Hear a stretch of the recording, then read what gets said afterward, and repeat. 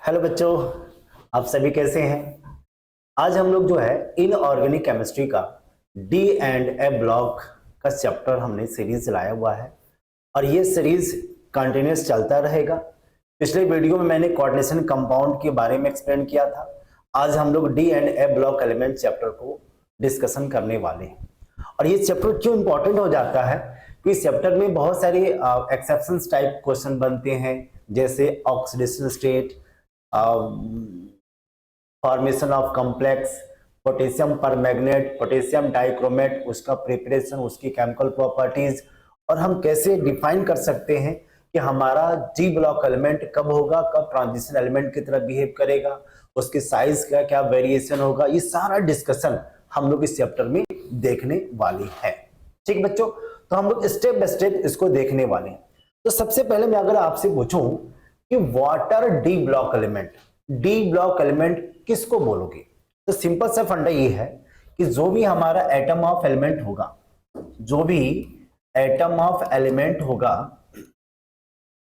उसका जो valence electron होगा, उसका जो वैलेंस इलेक्ट्रॉन होगा, अगर ये डी सब सेल में कंटेन करता हो, अगर डी सब सेल में कंटेन करता हो, उसे हम क्या बोलते हैं बच्चों, डी ब्लॉक एलिमेंट बोलते हैं।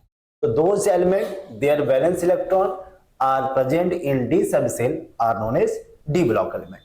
अब उस डी ब्लॉक एलिमेंट को हम लोग कैसे फाइंड आउट कर सकते हैं, तो आपको मॉडर्न पीरियोडिक टेबल देखना होगा और आपको ये पता भी होगा कि हम सब सेल के बेसिस पे 4 ब्लॉक में पीरियोडिक टेबल को क्लासिफाइड करते हैं। एक एस ब्लॉक होता है, एक पी ब्लॉक होता है, बीच में क्या होता है, डी ब्लॉक होते हैं, नीचे एफ ब्लॉक होता है। तो हम डी ब्लॉक की बात कर रहे हैं। तो डी ब्लॉक एलिमेंट को हमने कुछ सीरीज के बेसिस पे क्लासिफाइड करते हैं। जैसे अगर हम देखो 3D सीरीज होता है, एक 4D सीरीज होगा, एक 5D सीरीज होगा, और सीरीज के अपने अपने एलिमेंट होते हैं, उनके अपने एटॉमिक नंबर होंगे।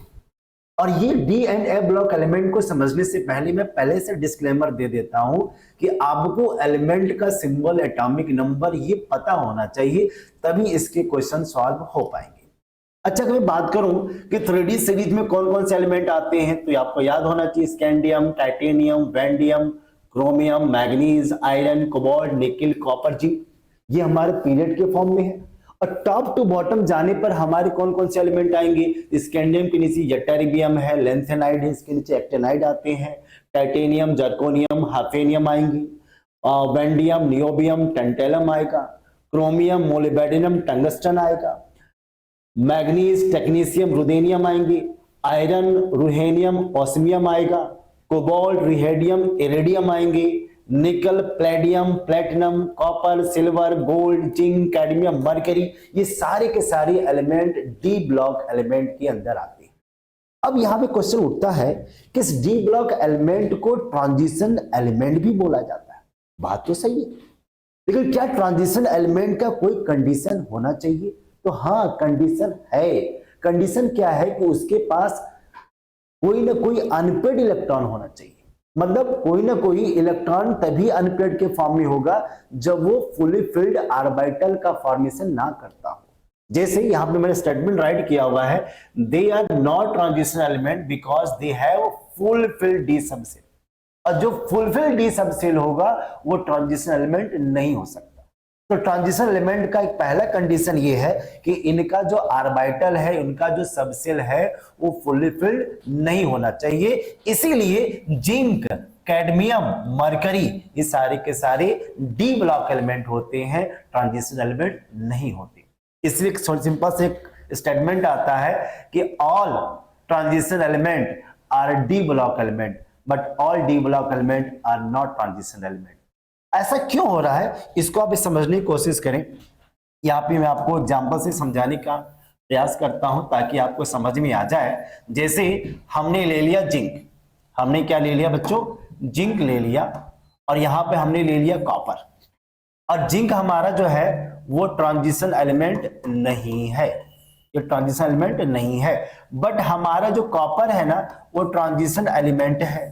कैसे पता, क्योंकि जिंक का एटॉमिक नंबर क्या होता है, 30 होता है, और कॉपर का एटॉमिक नंबर क्या होता है, 29। जब इसके इलेक्ट्रॉनिक कॉन्फ़िगरेशन करोगे according to Aufbau principle 1s2 2s2, तो अब ऐसे करते जाओगे तो आएगा 4s2 3d10, और इसका कॉन्फ़िगरेशन क्या आता है बच्चों 4s1 3d10। अब बोलोगे कि इनके डी सब सेल में सारे इलेक्ट्रॉन तो फुल्ली फिल्ड है, सारे पेयर्ड है, तो दोनों ही ट्रांजिशन एलिमेंट नहीं होने चाहिए, लेकिन जिंक हमारा ट्रांजिशन एलिमेंट नहीं है, बट कॉपर तो ट्रांजिशन एलिमेंट है। क्यों? क्योंकि जैसे ही जिंक Zn2+ का फॉर्मेशन करता है तो इसका कॉन्फ़िगरेशन क्या हो गया बच्चों, D10 सिस्टम हो गया। बट जैसे ही कॉपर 2+ का फॉर्मेशन करता है तो इसकी वैल्यू क्या हो जाती है 3d9 हो जाता है। ये हमारा क्या हो गया, इनकम्प्लीट फील्ड d ऑर्बिटल हो गया, जिसकी वजह से हमारा कॉपर जब न्यूट्रल स्टेट में था तो वो ट्रांजिशन एलिमेंट की तरह बिहेव नहीं कर रहा था, लेकिन जैसे आयन का फॉर्मेशन किया तो हमारा जो कॉपर है वो ट्रांजिशन एलिमेंट की तरह बिहेव करना स्टार्ट किया। तो वैसे ही जो हमारा जो सबसे लास्ट ग्रुप है ना ग्रुप 12, तो ग्रुप 12 पे जितने भी एलिमेंट होंगे वो सारे के सारे ट्रांजिशन एलिमेंट की तरह बिहेव नहीं करते हैं, क्योंकि इनके electron fully filled D orbital में क्या होते हैं, प्रेजेंट होते हैं। तो ग्रुप 12 जिंक कैडमियम मरकरी, ये वैल्यू आपको याद करनी चाहिए। क्या ये बात समझ में आ रही है सभी को? ठीक है। अब ये तो मैंने बता दिया कि transition element D block element को कैसे फाइंड आउट करते हैं।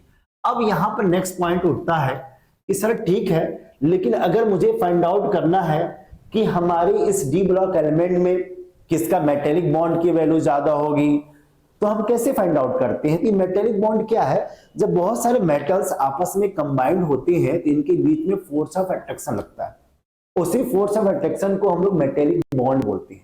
और ये मेटेलिक जो बॉन्ड होते हैं ना वो अनपेड इलेक्ट्रॉन की वैल्यू पर डिपेंड करता है।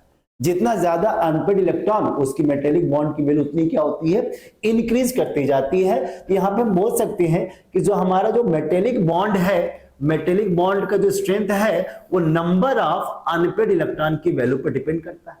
यही रीजन है, मैं जब क्लास लेता हूं तो मैं बताता भी हूं कि सोडियम भी मेटल है और आयरन भी मेटल है, बट सोडियम सॉफ्ट होता है और हमारा आयरन हार्ड होता है। कोई बता सकता है बच्चों ऐसा क्यों होता है? मैं फिर से रिपीट करता हूं, हमारा क्वेश्चन ये है कि हमारा सोडियम भी मेटल है और हमारा आयरन भी मेटल है, लेकिन सोडियम हमारा क्या होता है बच्चों, सॉफ्ट होता है, और आयरन हमारा क्या होता है, हार्ड होता है। ऐसा क्यों? क्योंकि सोडियम का मेटेलिक बॉन्ड वीक होता है और आयरन का मेटेलिक बॉन्ड स्ट्रांग होता है। क्योंकि सोडियम का वैलेंस इलेक्ट्रॉन क्या होगा बच्चों, 1 होता है, और आयरन का जो वैलेंस इलेक्ट्रॉन होता है मैक्सिमम 6 होता है, जिसके वजह से हम आयरन को हार्ड के फॉर्म में देखते हैं। तो उसी तरीके से अगर मेटेलिक बॉन्ड का स्ट्रेंथ कैलकुलेट करना है तो हमें नंबर ऑफ अनपेड इलेक्ट्रॉन की वैल्यू को देखना होता है, उसी के बेसिस पे हम लोग इसके स्ट्रेंथ को डिसाइड करते हैं। तो अगर मेटेलिक बॉन्ड की वैल्यू में अगर आपको पता चल जाए तो हम इनके मेल्टिंग पॉइंट को भी डिसाइड कर सकते हैं। भाई जाहिर सी बात है कि किसी मेटल के बीच में जितना फोर्स ऑफ अट्रैक्शन लगेगा तो इनको मेल्ट कर पाना, इनके बॉन्ड को ब्रेक कर पाना उतना ही क्या होता है, मुश्किल होता है। इसी तरीके से सबसे ज्यादा मेल्टिंग पॉइंट 3D सीरीज में, ये ऊपर वाले सीरीज की बात कर रहा हूं मैं, उस 3D सीरीज में सबसे ज्यादा मेल्टिंग पॉइंट किस एलिमेंट का होगा, तो हमेशा याद रखना बच्चों क्रोमियम का होता है। ये बहुत बार एग्जाम में पूछा गया है। अगर मैं 4D सीरीज की बात करूं तो किसकी मेल्टिंग पॉइंट ज्यादा होगी, तो आप बोलोगे सर मोलिब्डेनम की होगी, और 5D सीरीज में किसका होगा, टंगस्टन का, क्योंकि ये तीनों सीरीज में आते हैं। और जब मैं पढ़ता था तो इनकी पीरियड को मैं इस तरीके से याद करता था, क्रो का मोटा टांग, क्योंकि टंग मतलब टंगस्टन। तो ये हमेशा याद रखना कि मेल्टिंग पॉइंट के सीरीज ये सारी एलिमेंट शो करते हैं क्योंकि इनके पास maximum number of unpaired electron होते हैं। जैसे अब इस एग्जांपल को समझने की कोशिश करें, ये क्रोमियम क्यों जाता है, क्योंकि क्रोमियम का एटॉमिक नंबर क्या होता है बच्चों, 24 होता है। जब इनका कॉन्फ़िगरेशन करते हो ना तो 4s1 और 3d5 आएगा। और s सब सेल में एक ऑर्बिटल होता है, d सब सेल में टोटल कितने ऑर्बिटल होते हैं, 5 ऑर्बिटल होते हैं। तो ये 1 इलेक्ट्रॉन s में है और d में कितने इलेक्ट्रॉन है, 5 है। 1 2 3 4 5, तो टोटल नंबर ऑफ इलेक्ट्रॉन की वैल्यू कितनी हो गई? 6 हो गई, जिसके वजह से क्रोमियम का मेटेलिक बॉन्ड का स्ट्रेंथ मैक्सिमम हो गया, जिसके वजह से उनकी मेल्टिंग पॉइंट की वैल्यू क्या हो गई? ज्यादा हो गई। अच्छा, ये भी ध्यान देना, जो मेल्टिंग पॉइंट है या हम बोल सकते हैं एंथैल्पी ऑफ एटमाइजेशन, इनकी वैल्यू हमेशा 5D सीरीज की ज्यादा होती है और कम किसकी होती है? 3D सीरीज की होती है। ऐसा क्यों होता है? जैसे जैसे हमारा एलिमेंट 3D से 4D 5D में जाता है तो लेंथेनाइड कंट्रैक्शन लगता है, इनके बीच में फोर्स ऑफ अट्रैक्शन की वैल्यू बढ़ जाती है, जिसके वजह से इनकी मेटेलिक बॉन्ड स्ट्रांग हो जाता है, जिसके वजह से उनकी मेल्टिंग पॉइंट और एंथैल्पी ऑफ एटमाइजेशन की वैल्यू भी क्या हो जाती है? इंक्रीज जाती है। लेकिन ये ध्यान देना, जो एंथैल्पी ऑफ एटमाइजेशन है या हीट ऑफ एटमाइजेशन है, वो कॉपर वाली फैमिली में डिफरेंट हो जाता है। जैसे कॉपर तो ऊपर आ रहा है 3D सीरीज में, सिल्वर आ रहा है 4D सीरीज में, गोल्ड आ रहा है 5D सीरीज में, लेकिन यहां पर कॉपर की वैल्यू ज्यादा है और सिल्वर की वैल्यू कम है, अब बीच में गोल्ड आ रहा है।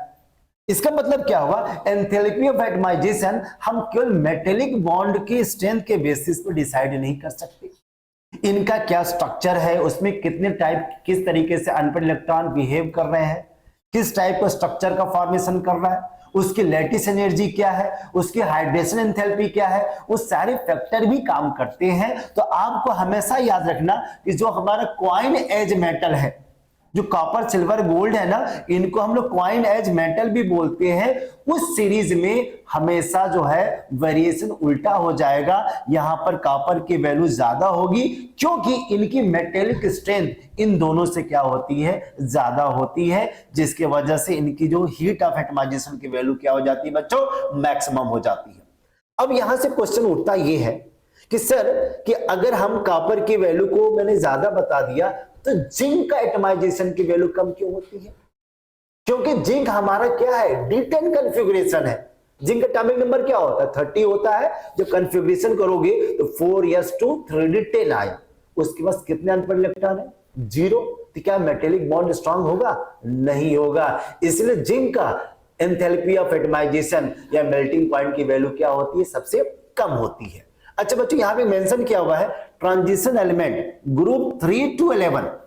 ग्रुप 3 कहां से स्टार्ट होता है? स्कैंडियम, और 11 कहां स्टार्ट होता है? कॉपर। तो स्कैंडियम से कॉपर की बात कर रहा है, इन विच मेटल एटम और ions have incomplete D subshell, क्योंकि इसमें कोई ना कोई अनपेड इलेक्ट्रॉन तो होगा ही, इसीलिए इन एलिमेंट का कोई ना कोई मेल्टिंग पॉइंट या हीट ऑफ एटमाइजेशन की वैल्यू होगी, इसीलिए ट्रांजिशन एलिमेंट भी होते हैं। लेकिन हमारा जिंक, कैडमियम, मरकरी, इनका मेल्टिंग पॉइंट या एंथैल्पी ऑफ एटमाइजेशन वैल्यू कम होती है, क्योंकि ये फुली फिल्ड होते हैं। आई थिंक अब सभी को ये चीजें समझ में आ रहा होगा। ओके, अब आते हैं नेक्स्ट पॉइंट पे आते हैं। ये एनसीईआरटी का क्वेश्चन है, कोई बता सकता है? In 3D series zinc has lowest enthalpy of atomization. Why? मैंने डिस्कशन में ही बता दिया कि जिंक का एटमाइजेशन की वैल्यू कम क्यों होती है? क्योंकि it do not have unpaired electron, क्योंकि फुल्ली फिल्ड होते हैं। तो क्या आप सभी को melting point order, enthalpy of atomisation या ट्रांजिशन मेटल है कि नहीं, ये सारे कंसेप्ट जो मैंने आपको बताया, क्या ये बातें समझ में आ रहा है? बस सिंपल सा कंसेप्ट है, आपको नंबर ऑफ अनपेड इलेक्ट्रॉन की वैल्यू को देखनी है तो मेल्टिंग पॉइंट ऑर्डर और एटमाइजेशन की वैल्यू निकाल सकते हैं, और इसके लिए आपको एटॉमिक नंबर विद कॉन्फ़िगरेशन आना चाहिए। और ये कब आएगा? जब इसके सीरीज को याद करेंगे। जब तक सीरीज को याद नहीं करेंगे पीरियड के फॉर्म में, ग्रुप के फॉर्म में, तब तक इनके क्वेश्चन को सॉल्व करना थोड़ा सा मुश्किल हो जाता है। अच्छा, एक चीज मैं बताना भूल गया कि इनका जनरल इलेक्ट्रॉनिक कॉन्फ़िगरेशन क्या होता है डी ब्लॉक एलिमेंट का। तो हमेशा जो हमारा पेनल्टीमेट सबसेल होते हैं, डी जो होते हैं, वो n-1 के फॉर्म में होते हैं। तो जो इनका जनरल इलेक्ट्रॉनिक कॉन्फ़िगरेशन होगा बच्चों n-1, डी 1 से 10 इलेक्ट्रॉन हो सकते हैं, और जो हमारा आउटर मोस्ट शेल इलेक्ट्रॉन है ns, उसमें 1 भी हो सकते हैं और 2 भी हो सकते हैं और 0 भी हो सकते हैं। इसलिए इनका जो जनरल कॉन्फ़िगरेशन होगा वो इस तरीके से रिप्रेजेंट करती हैं। आई थिंक इस पेज का जितने भी मटेरियल था, जितने भी की पॉइंट था, ये मैंने आपको एक्सप्लेन कर दिया। क्या यह बात समझ में आ रहा है? इसे कमेंट करके मुझे बताएं, क्योंकि अगर आप कमेंट करेंगे, लाइक करेंगे, तो और भी सीरीज बहुत ही अच्छे तरीके से मैं आपको एक्सप्लेन करूंगा और आपको बताते जाऊंगा। ओके, अब यहां पर आता है कि ठीक है सर, डी ब्लॉक एलिमेंट को मैंने अच्छी तरीके से समझ लिया कि 3D सीरीज में होता है, 4D सीरीज में होता है, 5D सीरीज में होता है, इनका जनरल इलेक्ट्रॉनिक कॉन्फ़िगरेशन क्या है, किस तरीके से नंबर ऑफ अनपेयर्ड इलेक्ट्रॉन निकालते हैं, कैसे मेटेलिक के स्ट्रेंथ कैलकुलेट करते हैं, लेकिन इसकी फिजिकल प्रॉपर्टीज और भी तो होती होंगी। हाँ, होते हैं। तो पहला क्या आता है बच्चों?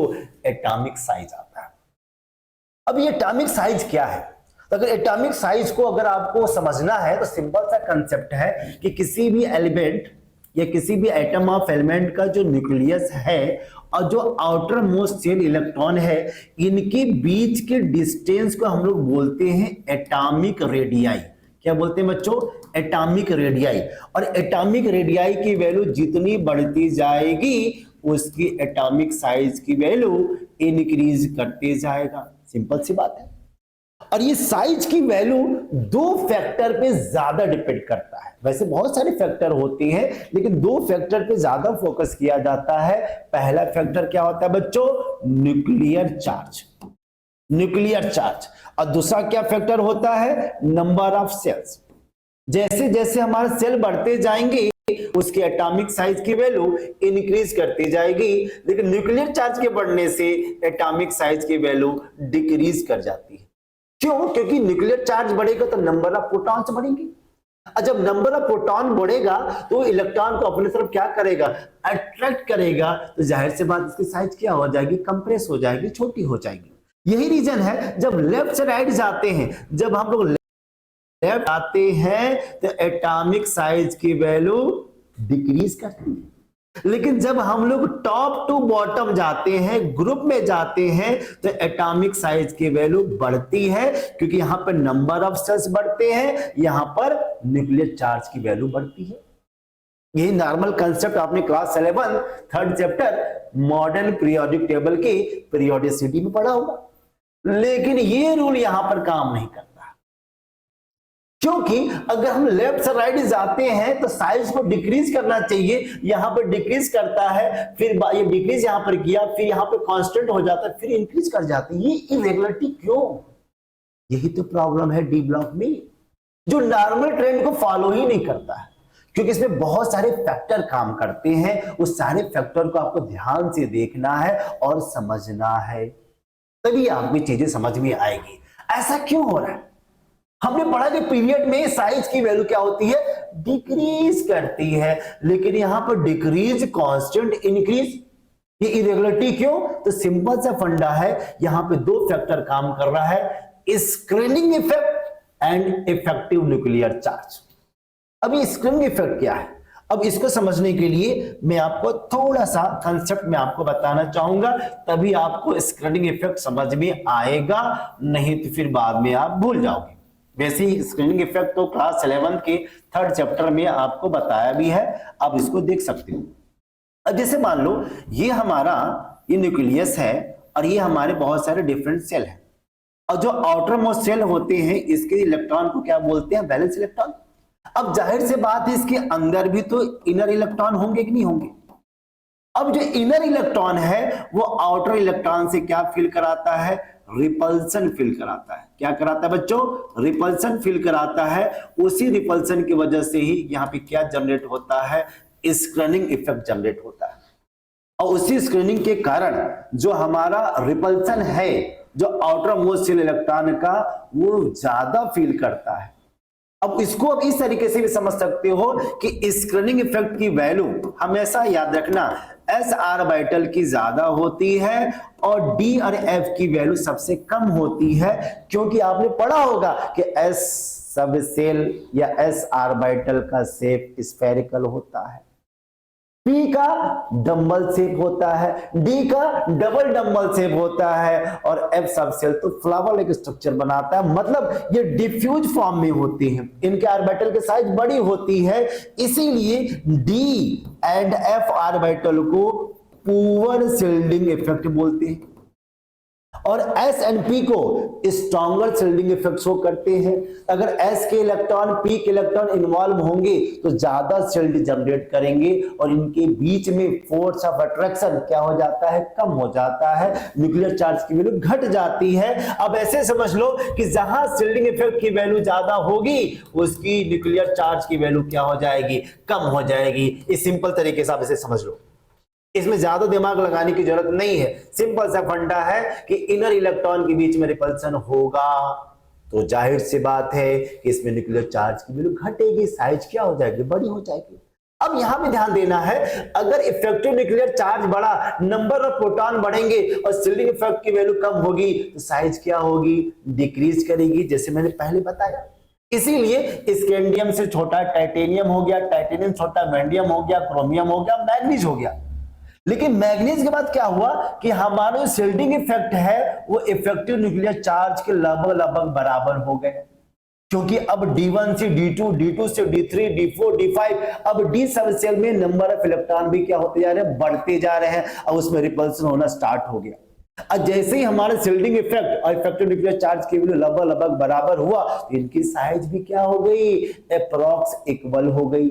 लेकिन जैसे ही कॉपर और जिंक आया इसमें न्यूक्लियर चार्ज की वैल्यू कम हो गई और शिल्डिंग इफेक्ट की वैल्यू ज्यादा हो गई, क्योंकि D9 और D10 कॉन्फ़िगरेशन हो गया। अब D9 D10 में बहुत सारे इलेक्ट्रॉन आ गए ना, अब इलेक्ट्रॉन में क्या होगा, रिपल्सन होगा। जब रिपल्सन होगा तो इसकी साइज क्या हो जाएगी, इंक्रीज कर जाती है। इसीलिए कॉपर जिंक की वैल्यू इंक्रीज कर जाती है, जबकि होना क्या चाहिए था, डिक्रीज होना चाहिए था। लेकिन यहां पर शिल्डिंग इफेक्ट की वैल्यू ज्यादा होने की वजह से इसकी वैल्यू क्या हो जाती है, बढ़ जाती है। ये आपको ध्यान देना है, shielding effect and effective nuclear charge.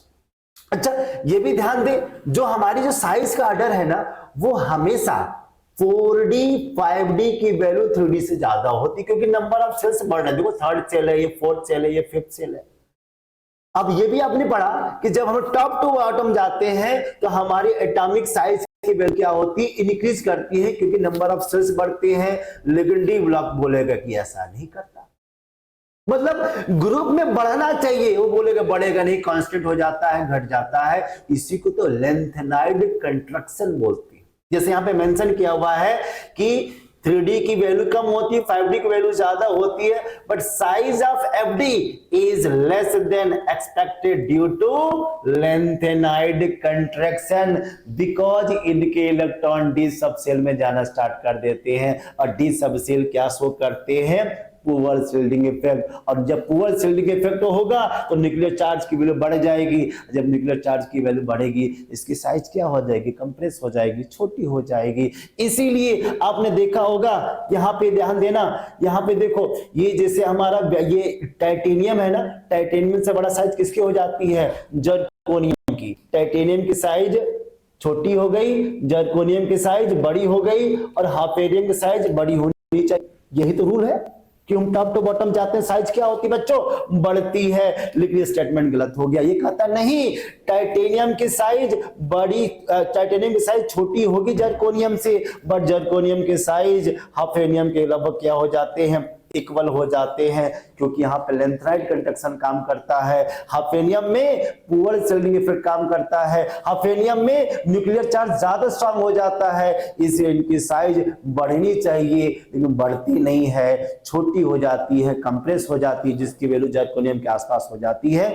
इसलिए टॉप टू बॉटम जाने पर इनकी वैल्यू लगभग क्या हो जाता है बच्चों, बराबर हो जाता है। यहाँ पर देखो जर्कोनियम की साइज 160 पिकोमीटर होता है और हाफेनियम के साइज क्या होता है बच्चों, 159 पिकोमीटर होता है, जो कि अप्रॉक्स इक्वल है। इसका रीजन क्या बताओगे, लेंथेनाइड कंट्रैक्शन। लेंथेनाइड कंट्रैक्शन है क्या, आगे मैं बताऊंगा कि जब हमारा साइज डिक्रीज कर जाए due to poor shielding effect of d and f orbital are known as lanthanide contraction. Okay, अच्छा यहां पे क्वेश्चन उठता है कि सर ये आयोनाइजेशन एनर्जी क्या है, ये आपने पढ़ा होगा आयोनाइजेशन एंथैल्पी। बहुत सारे बुक में दिया आयोनाइजेशन पोटेंशियल, भाई एनर्जी, पोटेंशियल, एंथैल्पी, ये सारे के सारे क्या है, हीट के ही तो फॉर्म है, एनर्जी के ही तो फॉर्म है। तो ये आपको पता होना चाहिए कि आयोनाइजेशन एंथैल्पी है क्या। ये आपने क्लास 11th में 3rd चैप्टर में पढ़ा होगा। अब इसको समझने के लिए एक सिंपल सा मैं आपको कंसेप्ट बताता हूं, शायद आपको चीजें समझ में आ जाए, क्योंकि सारी चीजें मैंने आपको पहले भी या पहले वाले वीडियो में भी मैंने आपको एक्सप्लेन किया है, इसे आप देख सकते हैं और समझ सकते हैं। जैसे मान लो ये हमारा न्यूक्लियस है और ये हमारे डिफरेंट टाइप के सेल हैं, और सेल के जो सबसे आउटर इलेक्ट्रॉन्स को क्या बोलते हैं बच्चों, वैलेंस इलेक्ट्रॉन बोलते हैं। उस वैलेंस इलेक्ट्रॉन को रिमूव करने के लिए जो हमें एनर्जी की रिक्वायरमेंट होती है, उसी एनर्जी को हम लोग क्या बोलते हैं बच्चों, आयोनाइजेशन एंथैल्पी बोलते हैं। अच्छा सोचो, अगर न्यूक्लियर चार्ज की वैल्यू बढ़ेगी तो हमारे आयोनाइजेशन एंथैल्पी की वैल्यू क्या होगी, बढ़ेगी। क्यों बढ़ेगी बच्चों, क्योंकि जितना ज्यादा प्रोटॉन बढ़ेगा इलेक्ट्रॉन को अपनी तरफ अट्रैक्ट करेगा और उसकी साइज तो छोटी होगी ही, इनकी आयोनाइजेशन एंथैल्पी की वैल्यू क्या हो जाती है, ज्यादा हो जाती है। ये चीजें आपको ध्यान देना चाहिए, ठीक है। अब यहां पर आते हैं, नेक्स्ट पॉइंट पे आते हैं। अब यहां पे क्वेश्चन पूछ रहा है कि ionisation energy of 3D series vary due to variation in size. अब आयोनाइजेशन एंथैल्पी आपने क्लास 11 में पढ़ा होगा कि जब हम पीरियड में जाते हैं, किस में जाते हैं, पीरियड में जाते हैं, पीरियड मतलब लेफ्ट टू राइट, तो आयोनाइजेशन एंथैल्पी की वैल्यू इंक्रीज करती है, क्योंकि साइज छोटी होती है और न्यूक्लियर चार्ज बढ़ती है, तो आयोनाइजेशन एंथैल्पी की वैल्यू भी बढ़ेगी, क्योंकि इलेक्ट्रॉन को निकालने के लिए ज्यादा एनर्जी देनी।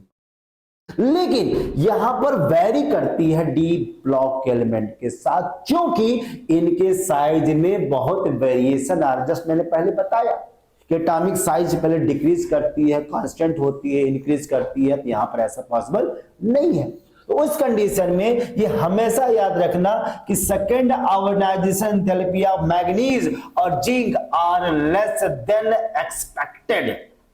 ऐसा क्यों, जिंक मैग्नीज का second ionization enthalpy expected value से कम होती है। तो पहले ये तो पता होना चाहिए कि सेकंड आयोनाइजेशन एंथैल्पी है क्या। इसको आप ऐसे समझो, ये मैंने आयोनाइजेशन एंथैल्पी को बता दिया, इसको आप इस तरीके से भी समझ सकते हो कि जैसे मान लो यहां पर हमने ले लिया क्या, मैग्नीज, हमने क्या ले लिया, मैग्नीज, मैग्नीज से हमने एक इलेक्ट्रॉन को निकाल दिया बच्चों, इसको बोला जाता है फर्स्ट आयोनाइजेशन एनर्जी।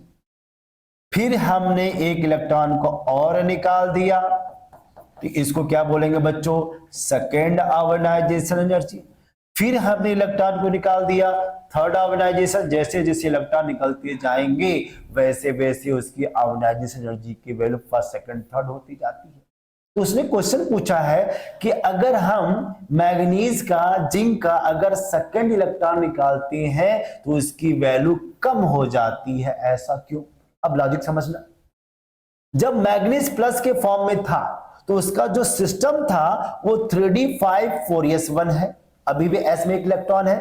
लेकिन जैसे मैग्नीज प्लस मैग्नीज 2 प्लस में जाएगा वो क्या बना दिया, 3d5 बना दिया।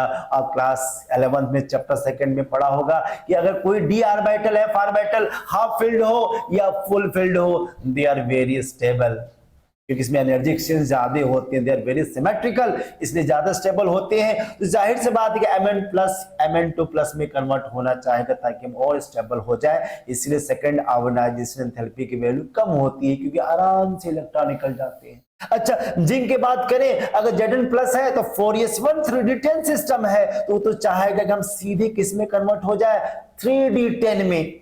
हर इंसान चाहता है कि हम स्टेबल होना चाहते हैं, हम स्टेबल हो जाए, तो ये जिंक प्लस Zn2 प्लस में कन्वर्ट क्यों नहीं होना चाहेगा, तो क्या उसको ज्यादा एनर्जी देनी पड़ेगी, ज्यादा एनर्जी नहीं देनी पड़ेगी, वो ऑटोमेटिक हो जाती है, इसलिए इनकी वैल्यू क्या हो जाती है बच्चों, कम हो जाती है। क्या ये लॉजिक समझ में आ रहा है, क्या समझ में आ रहा है, यस, उसको कमेंट बॉक्स में जरूर बताएं आपको अगर समझ में आ रहा होगा तो। अच्छा, थर्ड क्वेश्चन को देखते हैं। ये लिखता है कि third ionization enthalpy of iron is less than expected, क्यों।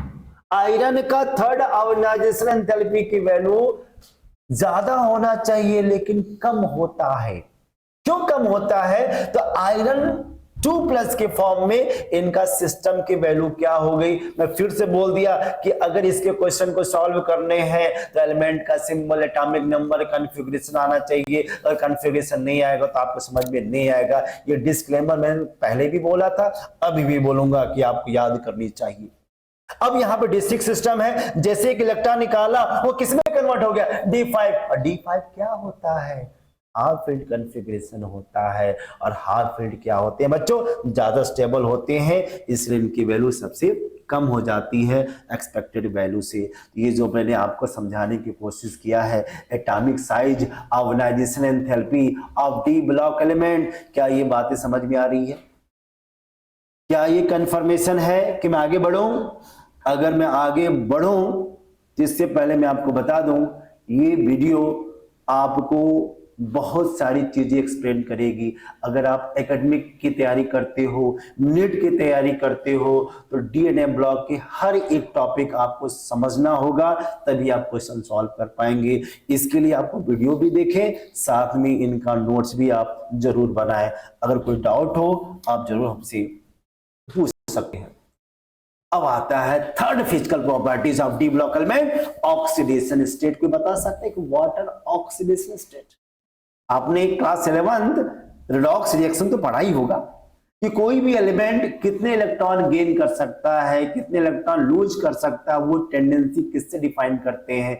ऑक्सीडेशन नंबर से डिफाइन करते हैं। तो हमारे डी ब्लॉक एलिमेंट के क्या क्या चार्ज हो सकते हैं, they are defined by the oxidation state. तो अगर मैं बात करूं d block element show variation oxidation state because electron participate from ns as well as n-1 d subshell. याद करो, आपने देखा होगा कि जो हमारा आयरन है, आयरन के दो चार्ज होते थे, फेरस एंड फेरिक। सुना ही होगा। ये डिफरेंट टाइप के चार्ज क्यों शो करते हैं? क्योंकि इनके जो इलेक्ट्रॉन है ना, वो s ऑर्बिटल से भी इन्वॉल्व होते हैं। अब बॉन्ड फॉर्मेशन में d के इलेक्ट्रॉन भी क्या होते हैं? यूटिलाइज होते हैं, जिसकी वजह से इनके जो चार्ज है, जो इनके ऑक्सीडेशन स्टेट है, वो क्या करते हैं बच्चों? वेरी करते हैं। अब उस वेरिएशन को मैंने बहुत ही शानदार तरीके से यहां पे मैंने डिफाइन कर दिया है कि 3D सीरीज के जितने भी एलिमेंट है, scandium, titanium, vanadium, chromium, manganese, iron, cobalt, nickel, copper, zinc, इनकी चार्ज की वैल्यू इस तरीके से आप अरेंज कर लेना। और आपको ये ध्यान देना है, जो कॉमन चार्ज होता है डी ब्लॉक एलिमेंट का, वो +2 एंड +3 होता है। वैसे +3 की टेंडेंसी ज्यादा होती है, लेकिन ये कॉमन चार्ज आपको ज्यादा आपको दिखेगा। लेकिन कुछ स्पेशल एलिमेंट है डी ब्लॉक में जिसको आपको ध्यान देना है कि स्कैंडियम का हमेशा चार्ज क्या होता है? +3 होता है।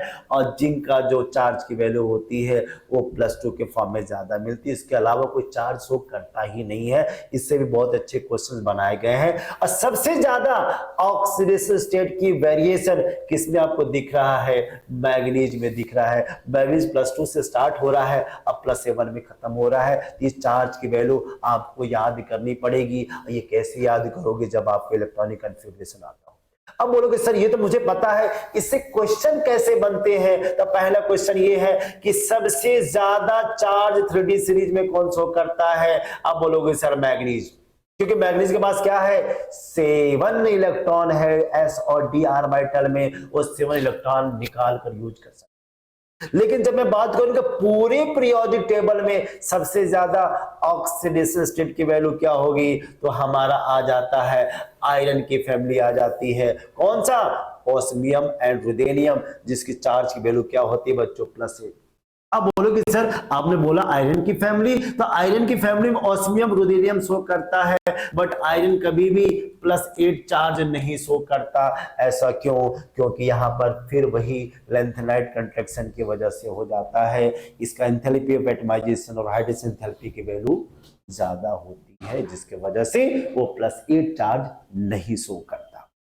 एग्जाम में भी पूछा जाए कि जो हमारे मेटल कार्बोनिल है उनके ऑक्सीडेशन स्टेट की वैल्यू क्या होती है, 0 होती है, क्योंकि जो कार्बोनिल होते हैं ना बच्चों, ये हमारे क्या होते हैं, न्यूट्रल एजेंट होते हैं। मैंने कोऑर्डिनेशन कंपाउंड में आपको बताया।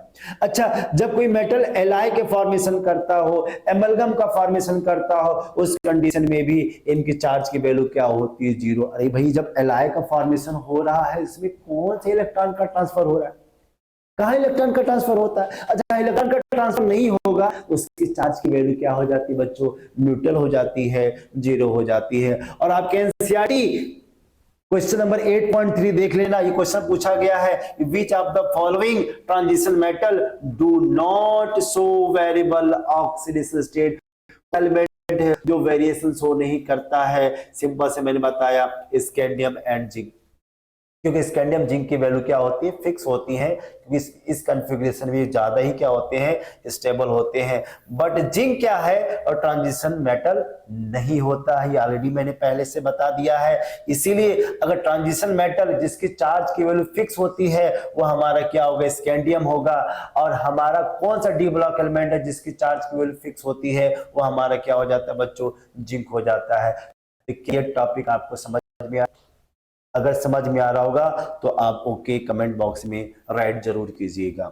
ओके, अब यहां पे क्वेश्चन उठता है कि सर और किस तरीके से क्वेश्चन बनाए जा सकते हैं। तो आपने नाम सुना होगा कॉपर का। अब यहां पे बच्चे बड़े कंफ्यूज होते हैं। अगर मैं पूछूं आपसे कि कॉपर प्लस में और कॉपर 2 प्लस में सबसे ज्यादा स्टेबल कौन होगा, अधिकतर बच्चे जानते क्या करते हैं, कहेंगे सर सिंपल है सर, कॉपर प्लस का कॉन्फ़िगरेशन क्या हो गया, 4s0 और 3d10 हो गया। इसका कॉन्फ़िगरेशन क्या हो गया, 4s0 3d9 हो गया। इसीलिए कॉपर प्लस ज्यादा स्टेबल होगा और कॉपर 2 प्लस लेस स्टेबल होगा। यही गलती हो जाती है। स्टेबिलिटी के लिए केवल इलेक्ट्रॉनिक कॉन्फ़िगरेशन भी जिम्मेदार नहीं है, इसके और भी सारे फैक्टर काम करते हैं। अब इस फैक्टर को यहां पे समझने की कोशिश करते हैं। जैसे यहां पर मेंशन किया हुआ है कि कॉपर प्लस की स्टेबिलिटी कम होती है और कॉपर 2 प्लस की स्टेबिलिटी ज्यादा होती है, जबकि कॉपर प्लस का कॉन्फ़िगरेशन क्या है, D10 है, तो कॉपर प्लस की तो होनी चाहिए ना, लेकिन ऐसा नहीं होता। इसका रीजन क्या है, जब वो एक्वस मीडियम में आता है तो उसकी कॉपर 2 प्लस की मतलब क्यूप्रिक की साइज की वैल्यू घट जाती है, क्योंकि न्यूक्लियर चार्ज बढ़ जाते हैं, नंबर ऑफ प्रोटॉन बढ़ जाते हैं। और जब साइज घटेगी तो चार्ज एंड रेडियस की रेशियो बढ़ेगी, और जब चार्ज रेडियस की रेशियो बढ़ेगी तो उसका हाइड्रेशन और हाइड्रेशन एंथैल्पी की वैल्यू भी इंक्रीज करेगा। और जब हाइड्रेशन एंथैल्पी की वैल्यू बढ़ती है तो एनर्जी रिलीज करेगा, और किसी सिस्टम में जितनी एनर्जी रिलीज होती है उतना ज्यादा क्या होता है, स्टेबल होता है। अगर ये रीजन आपको कहीं दिखे, इस रीजन को आप टिक लगा देना, आप कंफर्म कर लोगे कि कॉपर 2 प्लस मतलब क्यूप्रिक आयन क्यू प्लस से क्या होते हैं, ज्यादा स्टेबल होंगे। बस ध्यान देना, एक्वस मीडियम में होना ही चाहिए, ड्राई फॉर्म में काम नहीं करता। ये एक्वस की मैंने बात किया। अगर आपसे क्वेश्चन पूछे कि जो हमारे क्यूप्रिक है वो फ्लोराइड बनाता है, क्लोराइड बनाता है, ब्रोमाइड बनाता है, लेकिन आयोडाइड नहीं बनाता, ऐसा क्यों? सारे के सारे तो हेलोजन एटम है, आयोडाइड क्यों नहीं बनाता है? कि इसका रीजन है, जो हमारे क्यूप्रिक है ना वो मैक्सिमम चार्ज के फॉर्म में है, और जो मैक्सिमम चार्ज शो करते हैं मैक्सिमम ऑक्सीडेशन स्टेट में होते हैं, they are good oxidising agent. Oxidising agent समझ में आता है ना, जो दूसरे को ऑक्सीडाइज करे, खुद क्या हो, रिड्यूस हो। जो जितना भूखा होगा उतना ही तो खाना खाएगा। तो कॉपर 2 प्लस ज्यादा भूखा है, वो इलेक्ट्रॉन गेन करने की टेंडेंसी ज्यादा रखेगा। अच्छा, जिसका मिनिमम चार्ज होगा, it act as good reducing agent.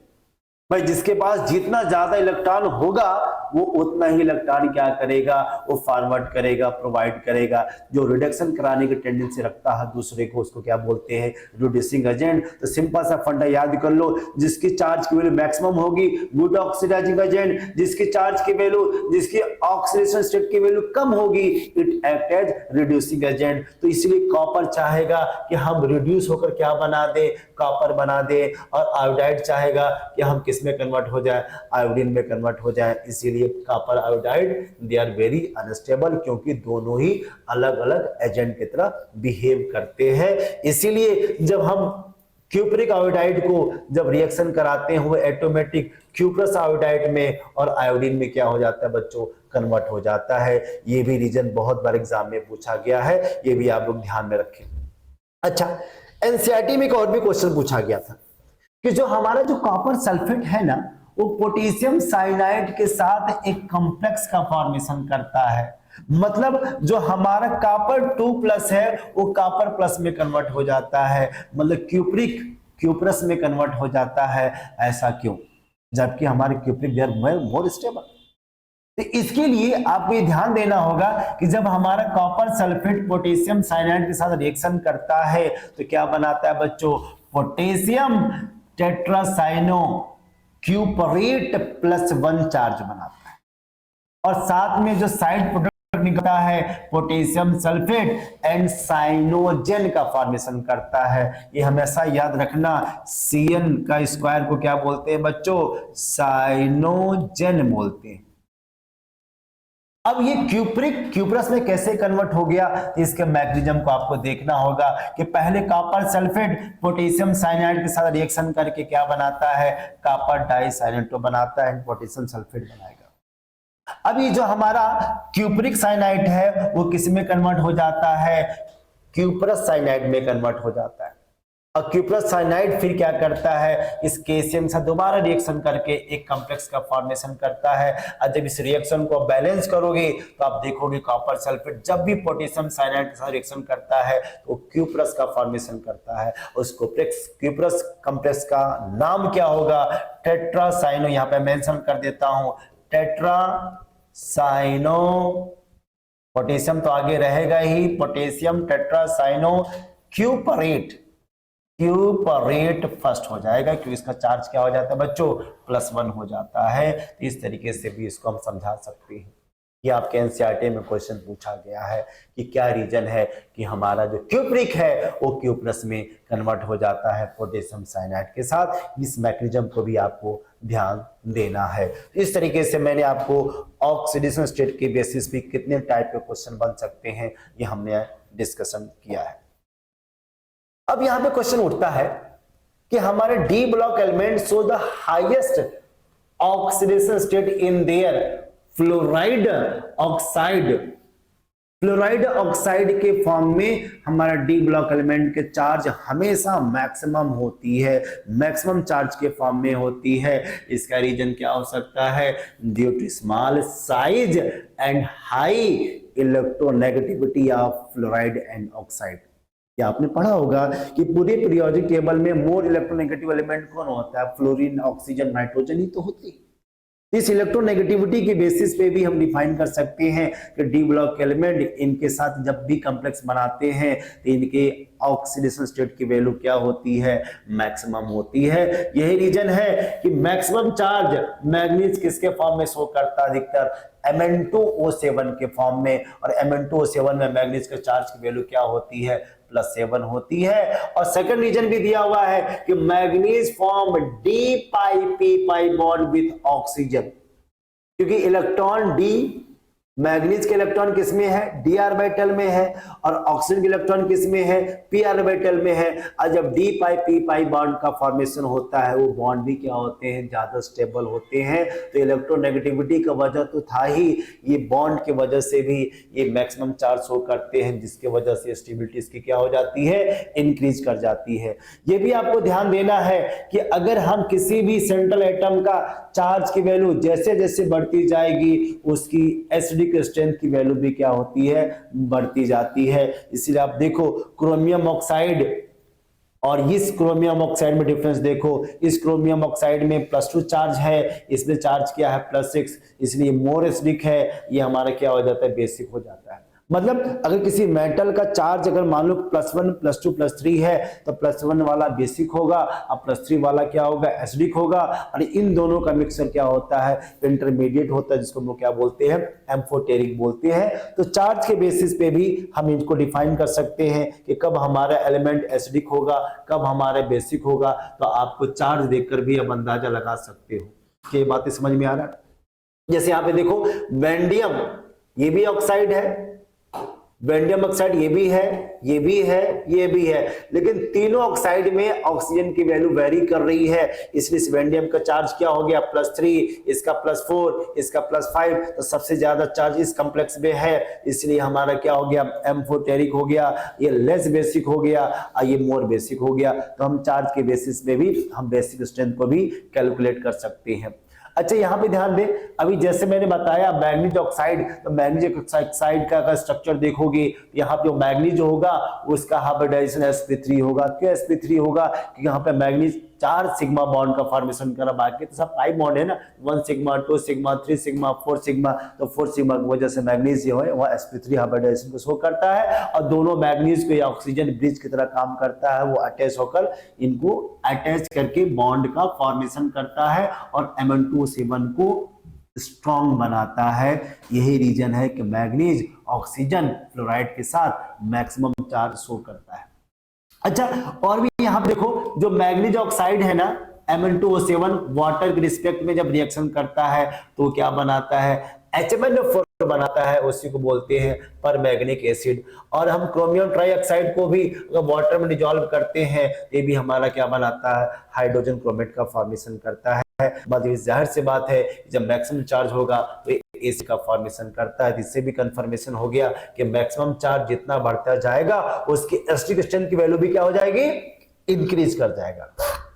अच्छा, यहाँ पे क्वेश्चन देखो, यहाँ पे दिया है कि अगर वैंडियम जो हमारा ऑक्साइड है और ये जो वैंडियम ऑक्साइड है दोनों का चार्ज +5 में है, तो अगर मैं एल्कलाई के साथ रिएक्शन करूं या एसिड के साथ रिएक्शन करूं, दोनों कंडीशन में क्या बनाता है, सॉल्ट का फॉर्मेशन करता है। इसलिए वैंडियम पेंटाऑक्साइड किसके तरह बिहेव करता है, एम्फोटेरिक, और एम्फोटेरिक एसिड के साथ भी रिएक्शन करता है और बेस के साथ भी रिएक्शन करता है। इसे भी आपको याद करना चाहिए। ये सारी चीजें हम चार्ट के बेसिस में इसकी वैल्यू को निकाल सकते हैं। ये चीजें आपको समझ में आ रहा होगा तो उसको आप ध्यान से सुने और इसे भी नोट करते जाएं। अच्छा, अगर मैं बात बोलूं कि अगर एनसीईआरटी में क्वेश्चन पूछा गया है कि amphoteric oxide react with alkali and acid to give respectively, कौन सा ऐसा ऑक्साइड है जो एसिड बेस के साथ रिएक्शन कर सकता है? जैसे मैंने बताया, ऐसा वैंडियम जिसकी चार्ज की वैल्यू क्या होता हो, +5 हो, तो आप इसमें आप देखोगे यहाँ पे वैंडियम का चार्ज क्या हो गया, यहाँ पे वैंडियम का चार्ज +3 हो गया। इस वहां पे वैंडियम का चार्ज की वैल्यू क्या हो गया, यहाँ पर वैल्यू चार्ज क्या हो गई, यहाँ पे 2 4 जा 8, 8 माइनस करेंगे +5 हो गया, यहाँ पे करेंगे +5 हो गया, यहाँ पे करेंगे +5 हो गया। मतलब भी करेक्ट, क्योंकि जब भी +5 के चार्ज में होता है वह एम्फोटेरिक की तरह बिहेव करता है। ये भी क्वेश्चन एनसीईआरटी में पूछा गया है। ठीक है, ये टारगेट आपको समझ में आ रहा है, कंसेप्ट समझ में आ रहा है? ठीक है, ओके।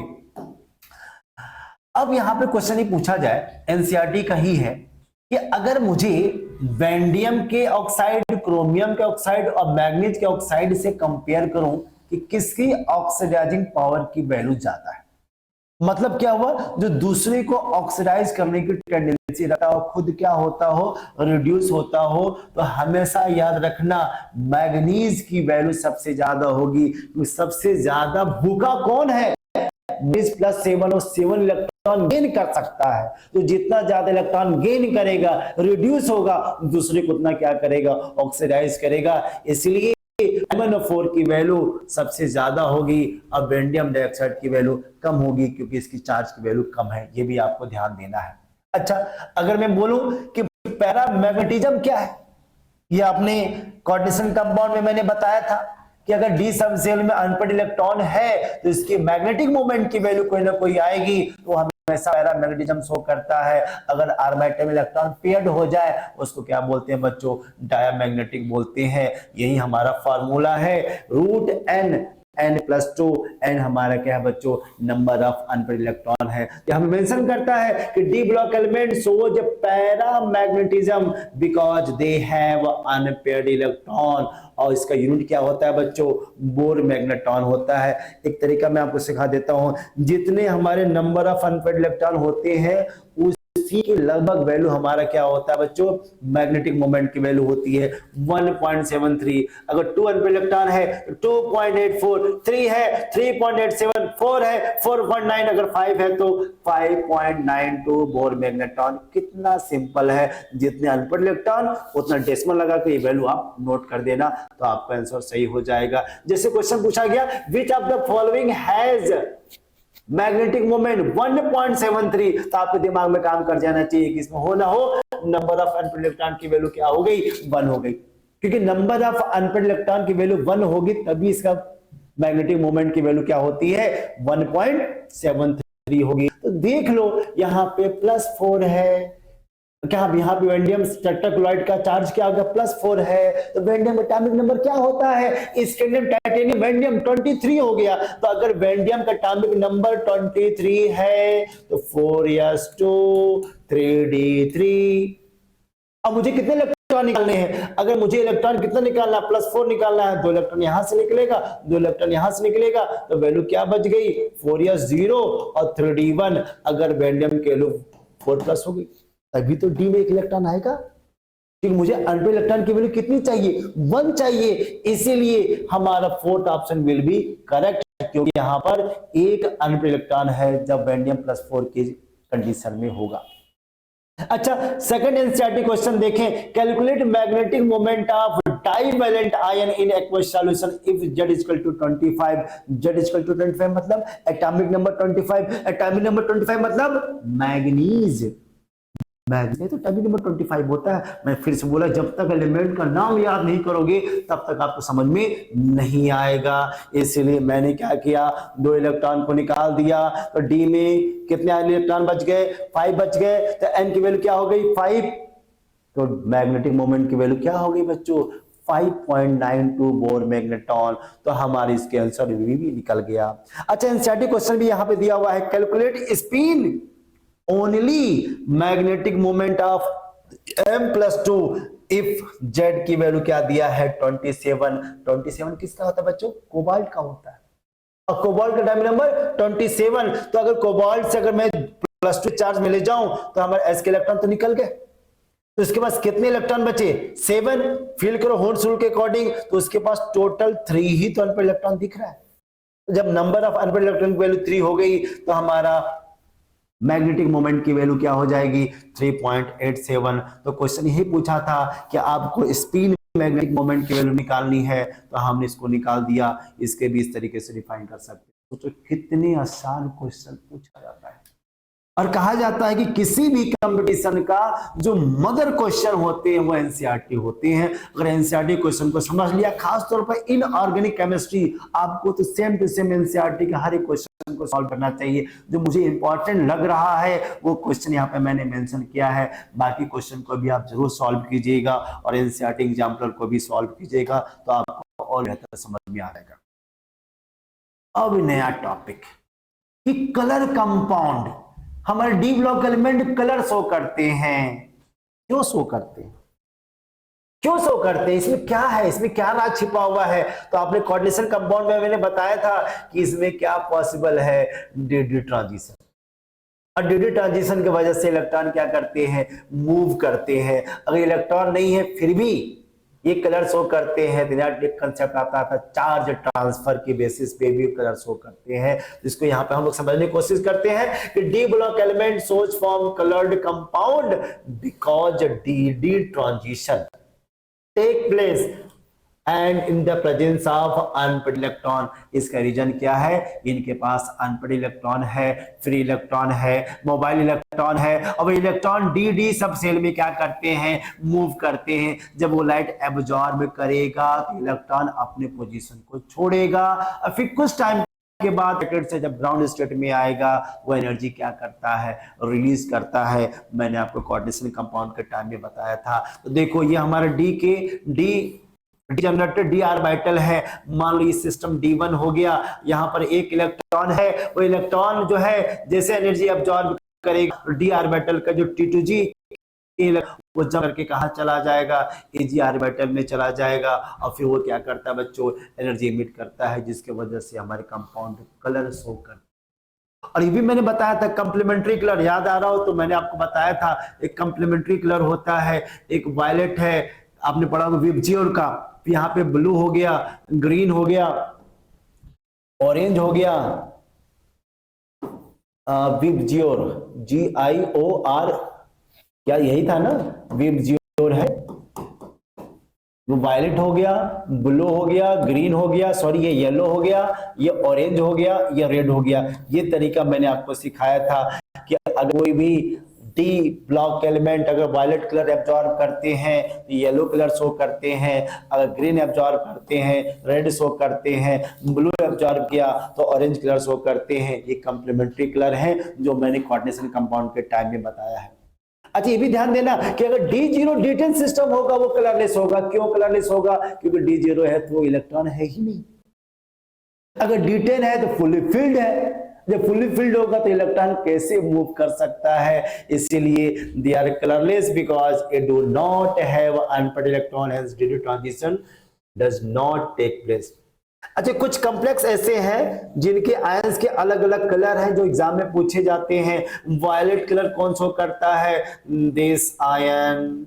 ब्लू कौन शो करता है? This ion. Green colour, yellow colour, pink colour, purple colour, blue pink colour. ये वैल्यू आपके बहुत सारे एग्जामिनेशन में पूछे जाते हैं। आपको ये वैल्यू याद करनी है ताकि आपसे एग्जाम में कोई क्वेश्चन छूट ना पाए। अच्छा कैमलोफोर का कलर क्या होता है? ये तो आपने टाइटेशन भी यूज किया होगा, पर्पल कलर का होता है। पोटेशियम डाइक्रोमेट का कलर क्या होता है? ऑरेंज, ऑरेंज रेड कलर का होता है। ये हमारा कौन सा कंपाउंड है? पेंटा एक्वा नाइट्रोसिल। आयरन, ये कॉम्प्लेक्स को हम लोग क्या बोलते थे याद करो, आयरन नाइट्रोक्लोराइड। इसमें भी ये हमारा कलर क्या होता है? ब्राउन कलर का होता है, क्योंकि इस समय आयरन के चार्ज की वैल्यू क्या हो जाएगी बच्चों? सल्फेट 2 नेगेटिव है, ये +5 है, तो यहाँ पे आयरन के चार्ज क्या हो जाता है बच्चों? +1 हो जाता है। वो अलग टाइप के कॉम्प्लेक्स का फॉर्मेशन करता है। उसमें अगर आयरन +1 के चार्ज में हुआ तो उसके पास मैक्सिमम कितने अनपेयर्ड इलेक्ट्रॉन हो जाएंगे बताओ? 5 हो जाएंगे, क्योंकि 4s1 और 3d6 हो जाएगा। अच्छा कुछ ऐसे भी कॉम्प्लेक्स होते हैं जिसके पास कोई इलेक्ट्रॉन है भी नहीं फिर भी वो चार्ज शो करता है। ये कैसे हो गया? जैसे मैग्नीज का चार्ज यहां पर क्या हो गया? +7 हो गया ना। अब मैग्नीज में अगर देखोगे तो मैग्नीज का एटॉमिक नंबर क्या होता है? 25, 4s2, 3d5। जब 7 इलेक्ट्रॉन 2 यहां से निकल गया, 5 यहां से निकल गया, तो डी के पास कितने इलेक्ट्रॉन बचे? 0। फिर भी तो पोटेशियम परमैग्नेट कलर शो करता है। यहाँ पे मेंशन है पर्पल, तो उसका साइंटिस्टों ने रीजन दिया due to charge transfer spectrum, charge transfer spectrum, इसके वजह से वो कलर शो करते हैं। इसमें क्या होता है ध्यान देना कि जो हमारा मैग्नीज के पास इलेक्ट्रॉन तो नहीं है बट इसके बगल में ऑक्सीजन जुड़ा हुआ है। ये ऑक्सीजन अपना एक इलेक्ट्रॉन मैग्नीज को दे देता है, जिसकी वजह से D1 सिस्टम हो जाता है। और जैसे D1 होगा वो इलेक्ट्रॉन क्या करता है? एक्साइड होकर कलर शो करता है। यहाँ मेंशन करो ये जो ऑक्साइड है वो किसमें कन्वर्ट हो जाता है? पेरोक्साइड के फॉर्म में। और उसका जो ये इलेक्ट्रॉन होता है मैग्नीज +7 वो ऐड कर लेता है और +6 में कन्वर्ट हो जाता है, जिसकी वजह से उसका सिस्टम क्या हो जाता है? D1 हो जाता है। तो यहां पर चार्ज ट्रांसफर हो रहा है, कहां से? ऑक्सीजन टू मैग्नीज, की वजह से वो कलर शो करता है। वही रीजन पोटेशियम डाइक्रोमेट है। पोटेशियम डाइक्रोमेट में क्रोमियम के चार्ज की वैल्यू क्या होती है?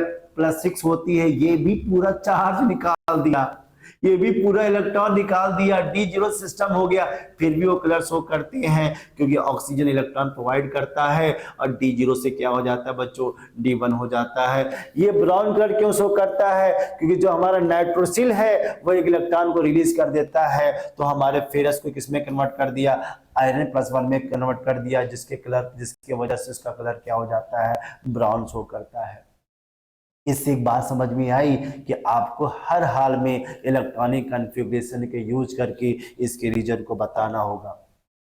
अब लास्ट में आते हैं कि कैटालिटिक बिहेवियर, क्योंकि जो आज हम जो वीडियो बना रहे हैं ना उसमें आपको बहुत ध्यान देना पड़ेगा कि फिजिकल प्रॉपर्टीज को कैसे करना है, क्योंकि इस चैप्टर में जो सबसे ज्यादा क्वेश्चन पूछे जाते हैं डीएनए ब्लॉक एलिमेंट में इसके फिजिकल प्रॉपर्टीज पे क्वेश्चन पूछे जाते हैं। बाकी जो 2 टॉपिक है पोटेशियम परमैंगनेट, पोटेशियम डाइक्रोमेट, वो बहुत छोटा टॉपिक है, ये भी आपको इसमें ऐड कर दूंगा और आपको चीजें समझ में आ जाएगी। ये बताओ कैटालिटिक बिहेवियर डी ब्लॉक में सबसे ज्यादा होते हैं, ऐसा क्यों?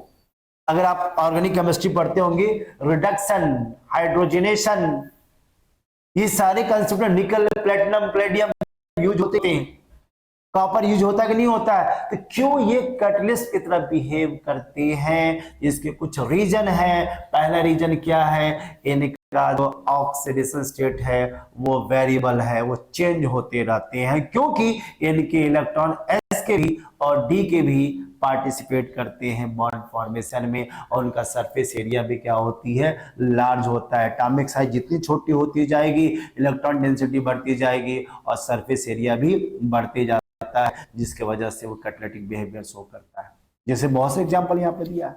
कॉन्टैक्ट प्रोसेस, आपने बहुत क्लास 11 में या 9-10 में पढ़ा होगा कि कॉन्टैक्ट प्रोसेस में हम लोग क्या बनाते हैं? सल्फ्यूरिक एसिड, उसमें हम लोग वेंडियम पेंटॉक्साइड यूज करते हैं, तो वेंडियम भी तो डी ब्लॉक एलिमेंट हुआ। अच्छा, हेबर प्रोसेस बहुत फेमस रिएक्शन है, जिसमें हम लोग अमोनिया का फॉर्मेशन करते हैं, उसमें हम लोग कैटलिस्ट क्या लेते हैं? आयरन। आयरन भी क्या हुआ? D block element. अगर मैं बात करूं हाइड्रोजनेशन, तो हाइड्रोजनेशन में भी हम लोग हाइड्रोजन को ऐड करते हैं इन द प्रेजेंस ऑफ निकल, प्लेटिनम, प्लेडियम, ये भी सारे के सारे क्या है? डी ब्लॉक एलिमेंट है। अगर बैकअप प्रोसेस की बात करें तो हम लोग क्या बनाते हैं? एथेनॉल का फॉर्मेशन करते हैं, उसमें भी Palladium chloride, copper pad use करते हैं। पॉलीमराइजेशन में तो जिगलर नाटा कैटलिस्ट बहुत ही फेमस है, बहुत बार एग्जाम में पूछा गया है कि पॉलीमराइजेशन में जिगलर नाटा कैटलिस्ट यूज करते हैं, उसमें हम लोग क्या करते हैं? टाइटेनियम क्लोराइड और ट्राई एथाइल एल्युमिनियम यूज करते हैं। तो टाइटेनियम भी किस ब्लॉक का हुआ? डी ब्लॉक ही तो हुआ। अच्छा, तो इस तरीके से भी यहाँ पर देखो, जब हम आयोडाइड को थायोसल्फेटों के साथ रिएक्शन करते हैं तो आयोडीन का फॉर्मेशन होता है। इसमें भी हम लोग किसका यूज करते हैं? आयरन का ही तो यूज करते हैं, फेरिक के फॉर्म में यूज करेंगे। ये सारे के सारे क्या है? डी ब्लॉक एलिमेंट है। और डी ब्लॉक एलिमेंट का कैटालिटिक बिहेवियर सबसे ज्यादा होती है, क्योंकि इसकी चार्ज में वेरिएबिलिटी आती है और इनका सरफेस एरिया की वैल्यू भी क्या होती है? मैक्सिमम होती है। ये भी बातें आपको समझ में आ रही होगी। अगर मैं बोलूं कि इनके जो ब्लॉक एलिमेंट होते हैं बहुत ज्यादा कॉम्प्लेक्स बनाते हैं, कॉम्प्लेक्स का फॉर्मेशन करते हैं, तब इसका रीजन क्या हो सकता है? तो पहला रीजन है इनकी जो साइज होती है बहुत ही छोटी होती है, स्मॉल साइज होता है। इनका चार्ज रेडियस की रेशियो क्या होती है? मैक्सिमम होती है। इनमें ऑर्बिटल क्या होती है? वैकेंट होती है, जिसकी वजह से बहुत सारे कॉम्प्लेक्स का फॉर्मेशन करते हैं। इस कॉम्प्लेक्स का नाम क्या हुआ बच्चों? हेक्सासाइनोफेरेट। पोटेशियम हेक्सासाइनोफेरेट, मतलब डी ब्लॉक एलिमेंट ज्यादा से ज्यादा कोऑर्डिनेट कंपाउंड के फॉर्मेशन करते हैं, कि उनका ऑर्बिटल वैकेंट होता है, इनका चार्ज रेडियस की वैल्यू मैक्सिमम होती है, इनकी साइज छोटी होगी, इलेक्ट्रॉन डेंसिटी मैक्सिमम होगी, तो कॉम्प्लेक्स की स्टेबिलिटी भी उतनी क्या हो जाती है? बढ़ जाती है। अच्छा, ये एलाय का फॉर्मेशन भी करते हैं D block element. D block element क्या नहीं कर सकते हैं, इसका यहाँ पर डिस्कशन हो रहा है। ये एलाय का फॉर्मेशन करते हैं, क्यों? क्योंकि इनका जो डी ब्लॉक का जो एलिमेंट है, इनके साइज में ज्यादा ही सिमिलरिटी होती है। अभी आपने देखा लेंथराइट कंडक्शन काम कर रहा है, सीलिंग इफेक्ट काम करता है, जिसकी वजह से इनके साइज में ज्यादा वेरिएशन नहीं मिलता है, जिसकी वजह से ब्रास, ब्रोंज, ब्रास में कंपोजिशन क्या यूज करते हैं? Copper zinc. ब्रोंज में क्या यूज करते हैं? Copper tin. तो कॉपर टीन की वेरिएबिलिटी, कॉपर जिंक की वेरिएबिलिटी साइज में बहुत ही कम होती है, इसीलिए क्या करते हैं? एलाय का फॉर्मेशन करते हैं। यहाँ पे क्वेश्चन पूछा गया था, सिल्वर यूके क्वाइन किसको बोलते हैं? ये एलाय है किसका? कॉपर एंड निकल का। ये भी एक एलाय का फॉर्मेशन करता है, क्योंकि कॉपर निकल में भी एटॉमिक साइज का डिफरेंस नहीं है, और इस डिफरेंस की सिमिलरिटी होने की वजह से वो एलाय का फॉर्मेशन करते हैं। अगर मैं बात करूं कि इंटरसेक्शनल कंपाउंड फॉर्मेशन भी हमारा डी ब्लॉक एलिमेंट करते हैं। ये इंटरसेक्शनल साइड क्या होता है? जितने भी हमारे लैटिस पॉइंट होते हैं ना, वो लैटिस पॉइंट स्फेरिकल के फॉर्म में होते हैं, इनके गैप को ही क्या बोला जाता है? इंटरसेक्शनल साइड बोलते हैं। और इस इंटरसेक्शनल साइड में बहुत small element like hydrogen, carbon क्या हो जाते हैं? इन्वॉल्व हो जाते हैं, जिनसे इनकी स्टेबिलिटी बढ़ जाती है। यहाँ पे दिया है, जब हमारा डी ब्लॉक एलिमेंट ये मेटालिक बॉन्ड का फॉर्मेशन करते हैं या कोई ऑब्जेक्ट बनाते हैं, उसके बीच में गैप आ जाता है, उस गैप में हाइड्रोजन, कार्बन, नाइट्रोजन जैसे स्मॉल एटम क्या करते हैं? वो पोजीशन को ऑक्युपाई कर जाते हैं, जिससे इनकी स्टेबिलिटी बढ़ जाती है, मेटेरिक स्ट्रेंथ बढ़ जाता है। जैसे टाइटेनियम कार्बाइड है, मैग्नीज नाइट्राइड है, फेरिक हाइड्राइड है, ये सारे के सारे जो कॉम्प्लेक्स हैं वो इंटरसेक्शनल कंपाउंड कराते हैं, क्योंकि इनके बीच में गैप होता है, उस गैप को फेल कौन करता है? स्मॉलर एटम करते हैं, जिसकी वजह से इनकी मेल्टिंग पॉइंट ज्यादा होती है। They are very hard. They maintain conductivity of metal. They are chemically inert. ये सारी प्रॉपर्टीज इसी इंटरसेल्युलर कंपाउंड की वजह से होता है। ये सारी चीजें आपको बहुत ध्यान देना है, इनके पॉइंट को याद करना है, क्योंकि आपके एकेडमिक एग्जामिनेशन में, साथ में नीट में भी इस तरीके से क्वेश्चन पूछे जाते हैं, तो आपको जरूर ध्यान देना चाहिए। ओके, अब यहाँ पे क्वेश्चन उठता है कि सर ठीक है, ये जो हमारे इलेक्ट्रोड पोटेंशियल है, ये इलेक्ट्रोड पोटेंशियल से भी अच्छे क्वेश्चन बनाए जाते हैं। अगर आप देखोगे बहुत सारे क्वेश्चन इससे बनाए गए हैं, और एनसीईआरटी में तो भर भर के क्वेश्चन दिया हुआ है। तो ये जो हमारे स्टैंडर्ड इलेक्ट्रोड पोटेंशियल है, ये है क्या?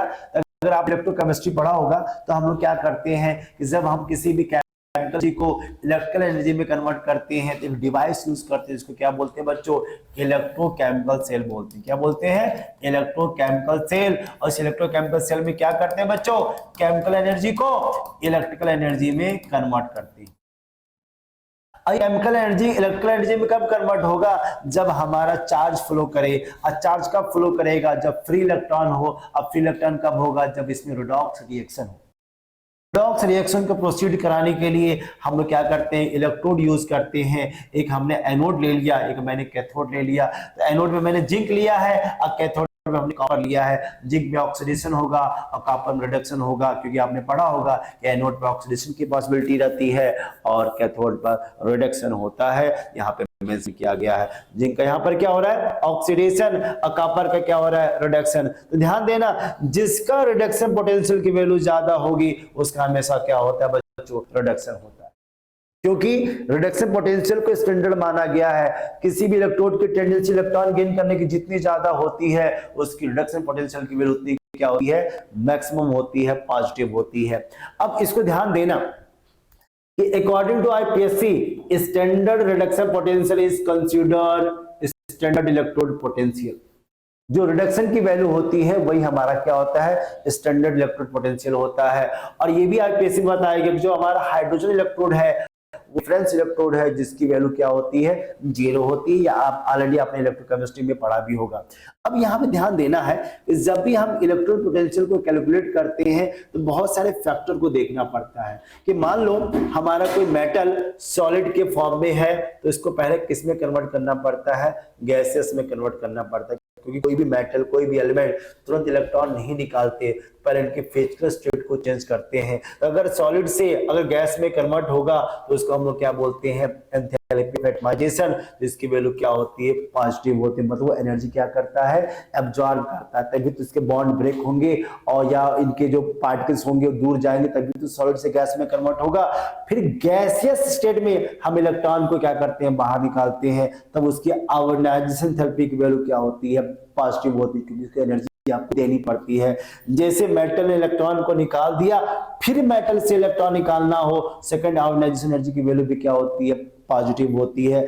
फिर इस मेटल 2 इलेक्ट्रॉन से अगर आपको क्या करना है? इसको एक्वस में कन्वर्ट करना है, क्योंकि गैसेस के फॉर्म में था। जैसे एक्वस में कन्वर्ट करोगे तो हाइड्रोजन एंथैल्पी की वैल्यू क्या होती है? नेगेटिव होती है, मतलब एनर्जी रिलीज होती है।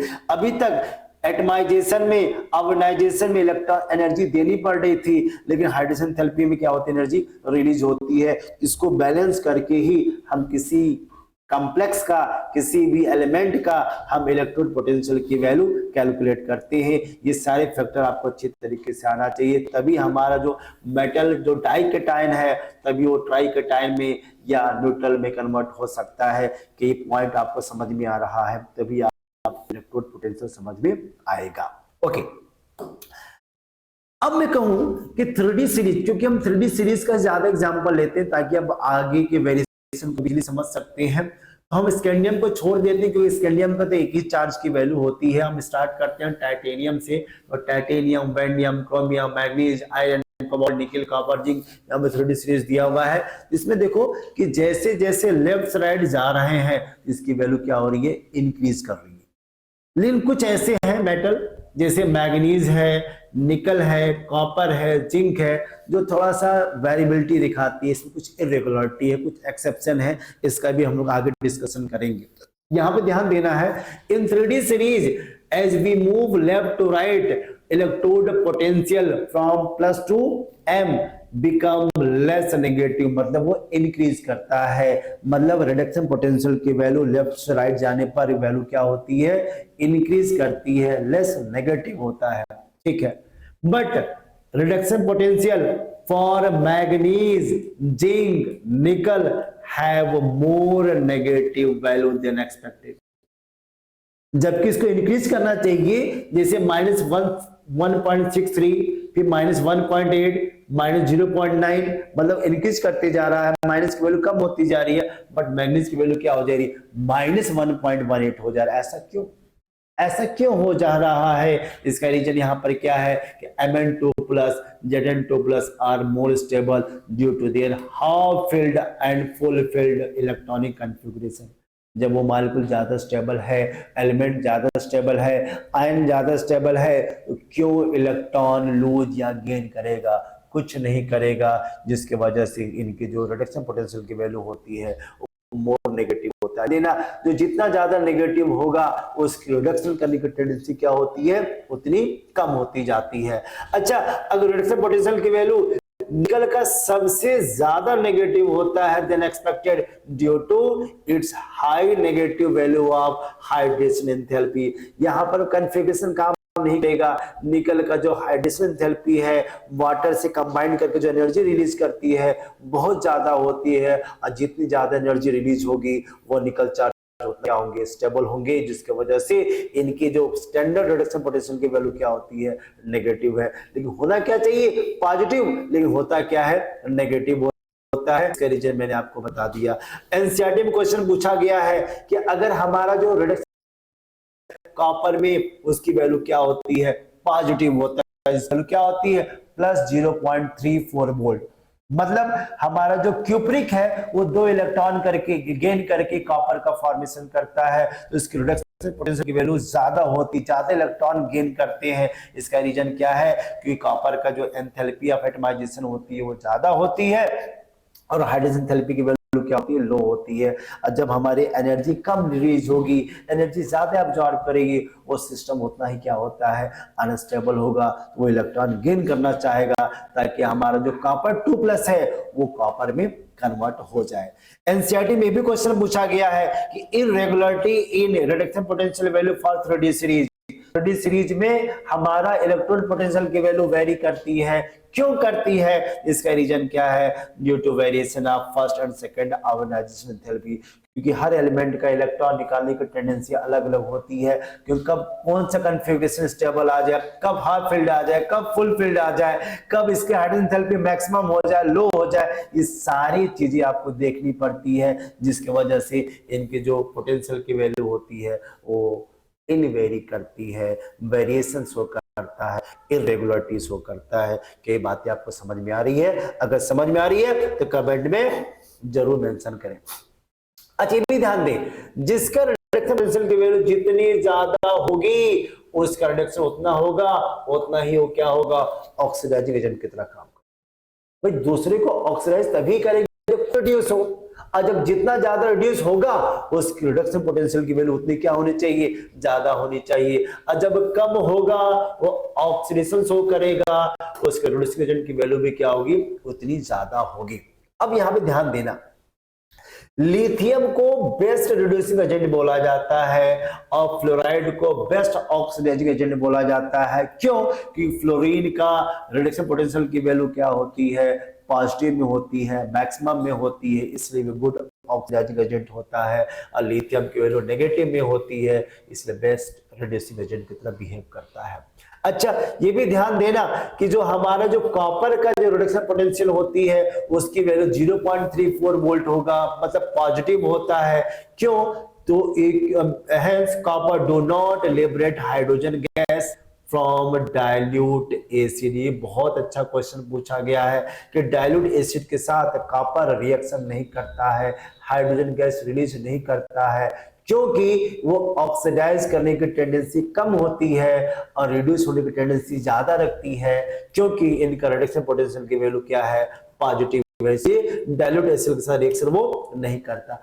तब क्या करेगा, तब कॉपर कॉन्सेंट्रेटेड एसिड के साथ रिएक्शन करेगा, और कौन सा होगा, जो गुड ऑक्सीडाइजिंग एजेंट की तरह बिहेव करेगा। जैसे नाइट्रिक एसिड है, सल्फ्यूरिक एसिड है, they are very good oxidising agent. उसी के साथ रिएक्शन करके वो क्या करता है, कॉपर सल्फेट का फॉर्मेशन करेगा, सल्फर डाइऑक्साइड का फॉर्मेशन करेगा सल्फ्यूरिक एसिड के साथ, और नाइट्रिक एसिड के साथ क्या करता है, डाइल्यूट के साथ NO का फॉर्मेशन करता है, मतलब नाइट्रिक ऑक्साइड का फॉर्मेशन करता है, और कंसंट्रेटेड के साथ क्या बनाएगा, नाइट्रोजन डाइऑक्साइड का फॉर्मेशन करेगा। ये हमेशा ध्यान देना, डाइल्यूटेड नाइट्रिक एसिड के साथ NO का फॉर्मेशन करेगा, NO उसको क्या बोलते हैं, नाइट्रिक ऑक्साइड, और कंसंट्रेटेड नाइट्रिक एसिड के साथ किसका फॉर्मेशन करता है, नाइट्रोजन डाइऑक्साइड। क्योंकि यहाँ पे NO का चार्ज क्या हो गया, +2, यहाँ पे चार्ज होगा +4, तो जो जितना कंसंट्रेटेड होते जाएगा उतना इलेक्ट्रॉन क्या करेगा, वो लूज कराएगा, उसको ऑक्सीडाइज की तरह काम करेगा। ये भी बहुत अच्छा क्वेश्चन पूछा गया है, इसे भी आप याद कर लें। अच्छा, अगर मैं 3D सीरीज की बात करूं कि अगर हमारा अभी तक क्या था कि अगर हमारा कोई मान लो आयरन ले लिया, तो आयरन अगर 2+ में है तो आयरन में कन्वर्ट होना चाहता है, मतलब 2 इलेक्ट्रॉन करने की टेंडेंसी की बेसिस पे हमने डिस्कशन किया। लेकिन अगर मान लो हमारा आयरन 3+ में हो और वो फेरस में कन्वर्ट होना चाहता हो, 2+ में कन्वर्ट करना चाहता हो, तो उसकी रिडक्शन पोटेंशियल की वैल्यू क्या होगी, ये भी आपके एनसीईआरटी में मेंशन किया हुआ है। मतलब अगर +3 से +2 में जाता है तो हमारा क्या होगा, तो 3D सीरीज में जब भी लेफ्ट से राइट में जाते हैं तो उसकी वैल्यू बहुत ज्यादा पॉजिटिव होने लगती है एज कंपेयर टू प्लस से M की तरफ। अब ऐसा यहाँ पे क्यों हो रहा है, यहाँ पे देखते हैं, स्कैंडियम की वैल्यू बहुत ही क्या होती है, नेगेटिव होती है। क्यों नेगेटिव होती है, क्योंकि वो +3 से +2 में कन्वर्ट नहीं होना चाहेगा, क्योंकि दे आर वेरी अनस्टेबल। और जब इलेक्ट्रॉन गेन नहीं करेगा तो क्या करेगा, ऑक्सीडाइज करेगा, इसलिए इसकी वैल्यू क्या होती है, नेगेटिव होती है। यहाँ पे मेंशन किया हुआ है स्कैंडियम 3+ के फॉर्म में है तो क्या बनाता है, जब स्कैंडियम +3 हो गया तो हमारा क्या हो गया, 3D0 सिस्टम हो गया, इसीलिए +3 से +2 में कन्वर्ट नहीं होना चाहता है, क्योंकि इसका नॉर्मल गैस कॉन्फ़िगरेशन होता है, दे आर वेरी स्टेबल। यही रीजन है कि वैंडियम की वैल्यू क्यों नेगेटिव में है, क्योंकि यहाँ पे वैंडियम की वैल्यू क्यों नेगेटिव में है, क्योंकि वैंडियम +2 किसके सिस्टम में है, D3 है, और D3 किस में चला जाता है, T2G3 में चला जाता है। ये भी हमारा क्या होता है, स्टेबल कॉन्फ़िगरेशन होगा। अच्छा, क्रोमियम का चार्ज क्या होता है, मोर नेगेटिव क्यों होता है, क्योंकि ये आप देखोगे कि ये D3 सिस्टम शो करता है, इसलिए क्रोमियम +2 किस में कन्वर्ट होना चाहेगा, क्रोमियम 3+ में कन्वर्ट होना चाहेगा, और जितना वो D3 में कन्वर्ट करेगा उसकी स्टेबिलिटी उतनी क्या होगी, ज्यादा होगी, क्योंकि हाफ फिल्ड T2G का फॉर्मेशन करता है। इसके बेसिस पे डिफाइन कर सकते हैं कि हमारा जो क्रोमियम है वो +3 से +2 में नहीं कन्वर्ट होना चाहेगा, +2 से +3 में कन्वर्ट होना चाहेगा, मतलब ऑक्सीडाइज करना चाहेगा, और जो जितना ऑक्सीडाइज होगा उसकी वैल्यू उतनी क्या होती है, नेगेटिव होती है। मैंने आपको पहले भी बता दिया कि अगर रिडक्शन पोटेंशियल की वैल्यू अगर नेगेटिव में है तो ऑक्सीडाइज करने की टेंडेंसी रखता है, अगर रिडक्शन पोटेंशियल की वैल्यू पॉजिटिव है तो रिडक्शन करने की टेंडेंसी ज्यादा रखता है। ये भी आपको ध्यान देना है।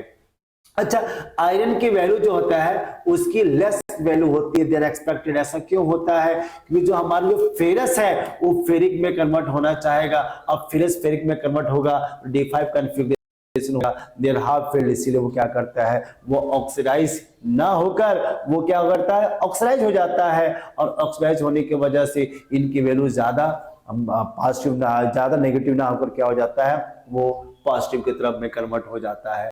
जैसे हमें बहुत सारे यहाँ पे रीजन दिया हुआ है कि मोस्ट पॉजिटिव, जिंक की वैल्यू मोस्ट पॉजिटिव क्यों होता है, क्योंकि डिटेन कॉन्फ़िगरेशन शो करता है, तो +3 हमेशा +2 में कन्वर्ट होना चाहेगा, जाहिर सी बात हो क्या करेगा, इलेक्ट्रॉन को गेन करेगा, ज्यादा रिडक्शन होगा, जितना ज्यादा रिडक्शन होगा उसकी पोटेंशियल की वैल्यू उतनी क्या होगी, पॉजिटिव होगी। तो इससे क्वेश्चन बनाए जा सकते हैं कि Mn+2 में कन्वर्ट होता है मैग्नीज के रिस्पेक्ट में, तो उसकी वैल्यू सबसे ज्यादा पॉजिटिव होती है, क्योंकि Mn2+ are more stable due to half filled, इसलिए D5 से वो किस में कन्वर्ट होना चाहता है, D4 से D5 में कन्वर्ट होना चाहता है, इसीलिए हमारे जो मैग्नीज का जो रिडक्शन पोटेंशियल की वैल्यू होती है वो पॉजिटिव होती है। इस तरीके से भी इसको हम लोग समझ सकते हैं। ये ध्यान देना, ये जो चीजें मैंने आपको बताई है ना, उसको अच्छी तरीके से आप इसको याद कर लेना, समझ लेना, क्योंकि इसमें सारे का सारा जो खेल है वो इलेक्ट्रॉनिक कन्फिग्रेशन का है। जैसे जैसे आप इलेक्ट्रॉनिक कन्फिग्रेशन बनाना सीख जाओगे तो आपको देखना है हाफ फील्ड, फुल फील्ड,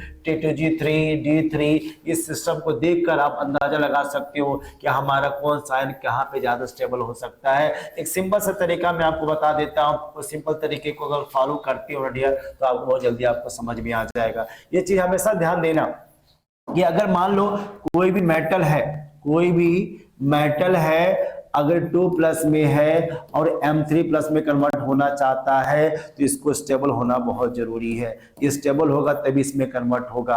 अच्छा, M3+ अगर M2+ में कन्वर्ट होना चाहता है, इसका यहाँ पे क्या होना चाहिए, स्टेबल होना बहुत जरूरी है। और स्टेबल का क्या कंडीशन होना चाहिए, या तो क्या हो D10 हो, या तो क्या हो D5 हो, या तो क्या हो D3। हमेशा ध्यान देना, D10 ज्यादा स्टेबल शो करता है, देन D3 आता है, फिर बाद में क्या आता है D5। ये हमेशा याद कर लेना, D10 ज्यादा स्टेबल होते हैं, फिर D3 का नंबर आता है, फिर किसका नंबर आता है, D5 का आता है। तीनों ही स्टेबल होते हैं, लेकिन कौन ज्यादा स्टेबल होगा इसके बेसिस पे आपको ध्यान देना। अब ध्यान दो, अगर +2 +3 में कन्वर्ट होना चाहेगा, जाहिर सी बात यहाँ पर क्या होगा, ऑक्सीडेशन होगा, रिडक्शन पोटेंशियल की वैल्यू क्या होगी, नेगेटिव होगी। अच्छा, Mn3++2 में कन्वर्ट होना चाह रहा है, मतलब यहाँ पर क्या हो रहा है, रिडक्शन होगा। जब भी रिडक्शन होगा तो रिडक्शन पोटेंशियल की वैल्यू क्या होती है बच्चों, पॉजिटिव होती है। तो इसके बेसिस पे भी आप चीजों को डिफाइन कर सकते हैं। बहुत ही शानदार कंसेप्ट्स मैं आपको बता रहा हूँ, इससे बहुत सारे क्वेश्चन पूछे जाते हैं। जितने भी यहाँ पे मैंने की पॉइंट में जस्ट मैंने आपको समझाया, उसको ध्यान देना तो आपको चीजें समझ में आ जाएगी। क्या आपको समझ में आ रहा है? अगर समझ में आ रहा होगा तो कमेंट बॉक्स में जरूर बताइएगा।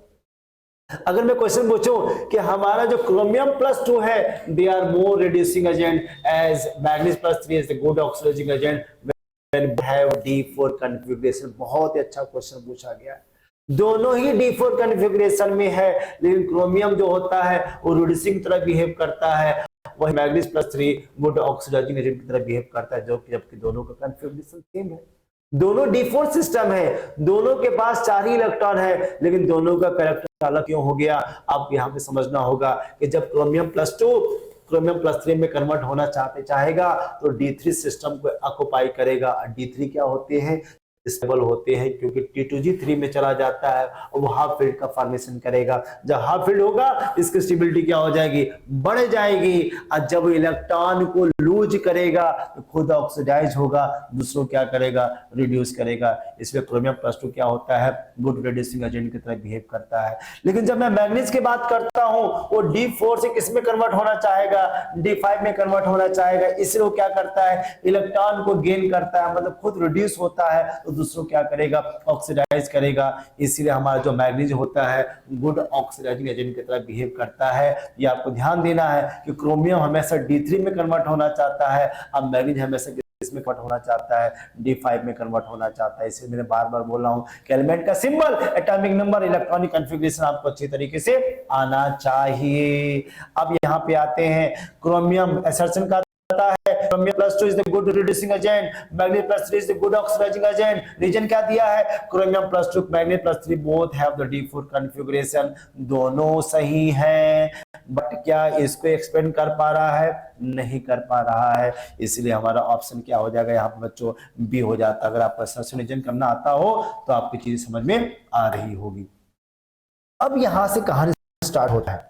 अभी तक हमने फिजिकल प्रॉपर्टीज बताया कि एटॉमिक साइज क्या है, आयोनाइजेशन एंथैल्पी क्या है, चार्ज क्या है, कॉम्प्लेक्स फॉर्मेशन क्या है, एलाय फॉर्मेशन क्या है, इंटरसेक्शनल कंपाउंड का फॉर्मेशन क्या करता है, इलेक्ट्रोड पोटेंशियल की बिहेवियर क्या होगा डी ब्लॉक एलिमेंट में। ये सारी चीजें मैंने आपको बता दी। ऐसे से अच्छे क्वेश्चन बनाए जाते हैं। अब यहाँ पे क्वेश्चन उठता है कि sir potassium dichromate, potassium permanganate का प्रिपरेशन क्या होगा और किस टाइप के रिएक्शन देते हैं। बच्चों बस आपको 5 से 10 मिनट लगेगा। ये टॉपिक बहुत इंपॉर्टेंट टॉपिक एग्जामिनेशन में पूछा जाता है, इसलिए बहुत ध्यान से देना है कि बड़ी मेहनत से मैं आपको ये चीजें बता रहा हूं। इसलिए ध्यान पूर्वक इसको सुनिएगा, देखिएगा और इसे नोट भी कीजिएगा।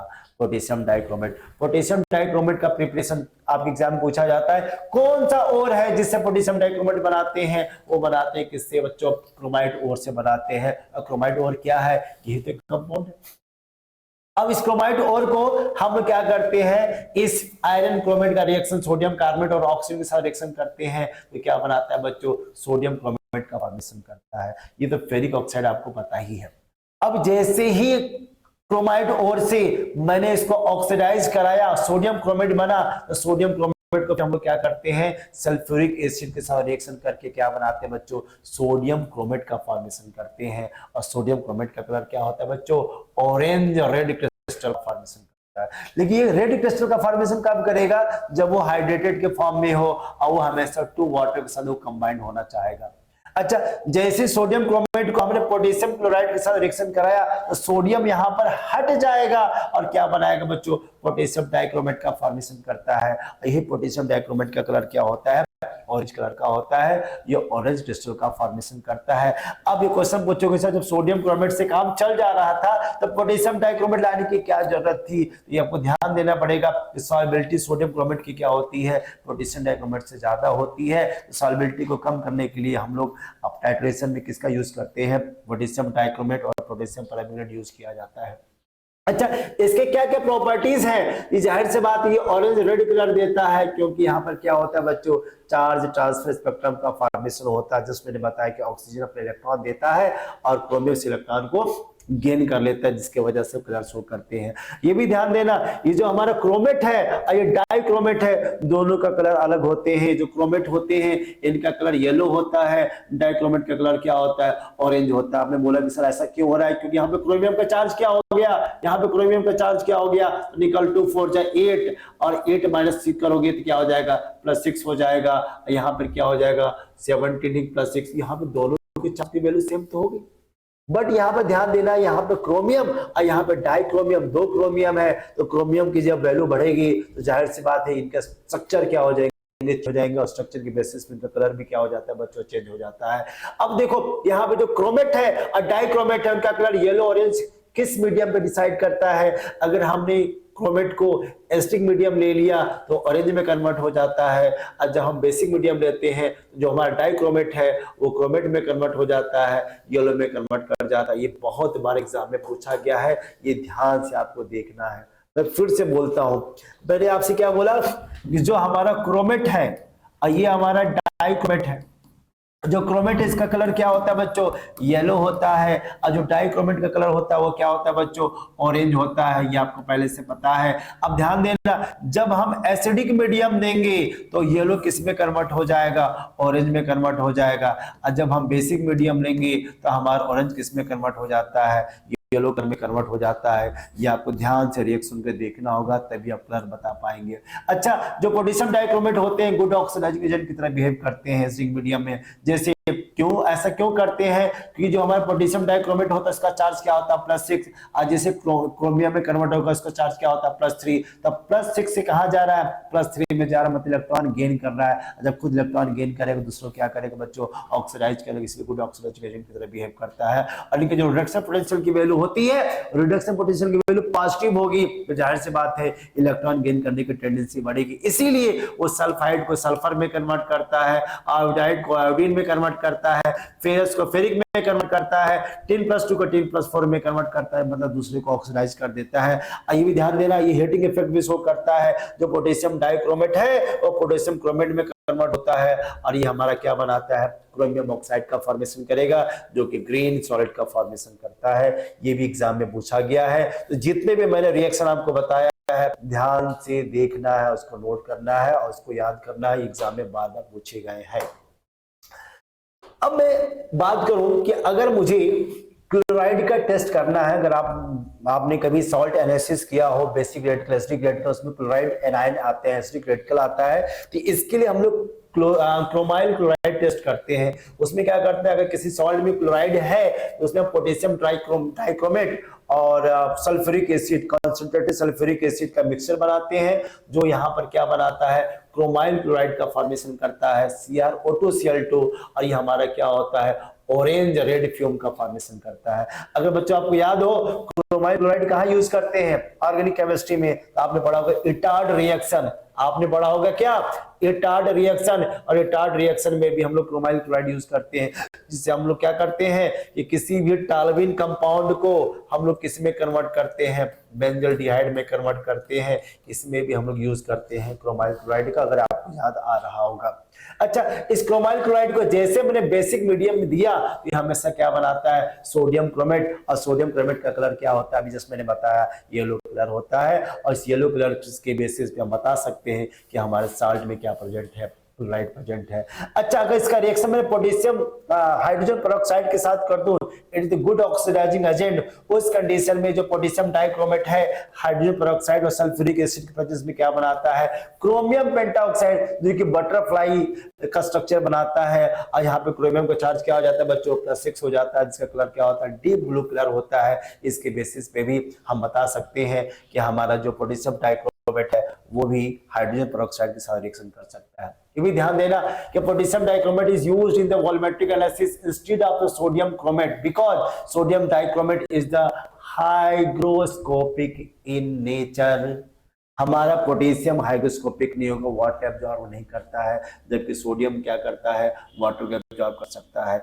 अगर मैं डाइक्रोमेट आयन का स्ट्रक्चर देखूं तो यहाँ पे क्रोमियम मैक्सिमम 6 बॉन्ड बनाता है, तो 1 2 3 4 5 6, ये भी 6 बॉन्ड बनाएगा।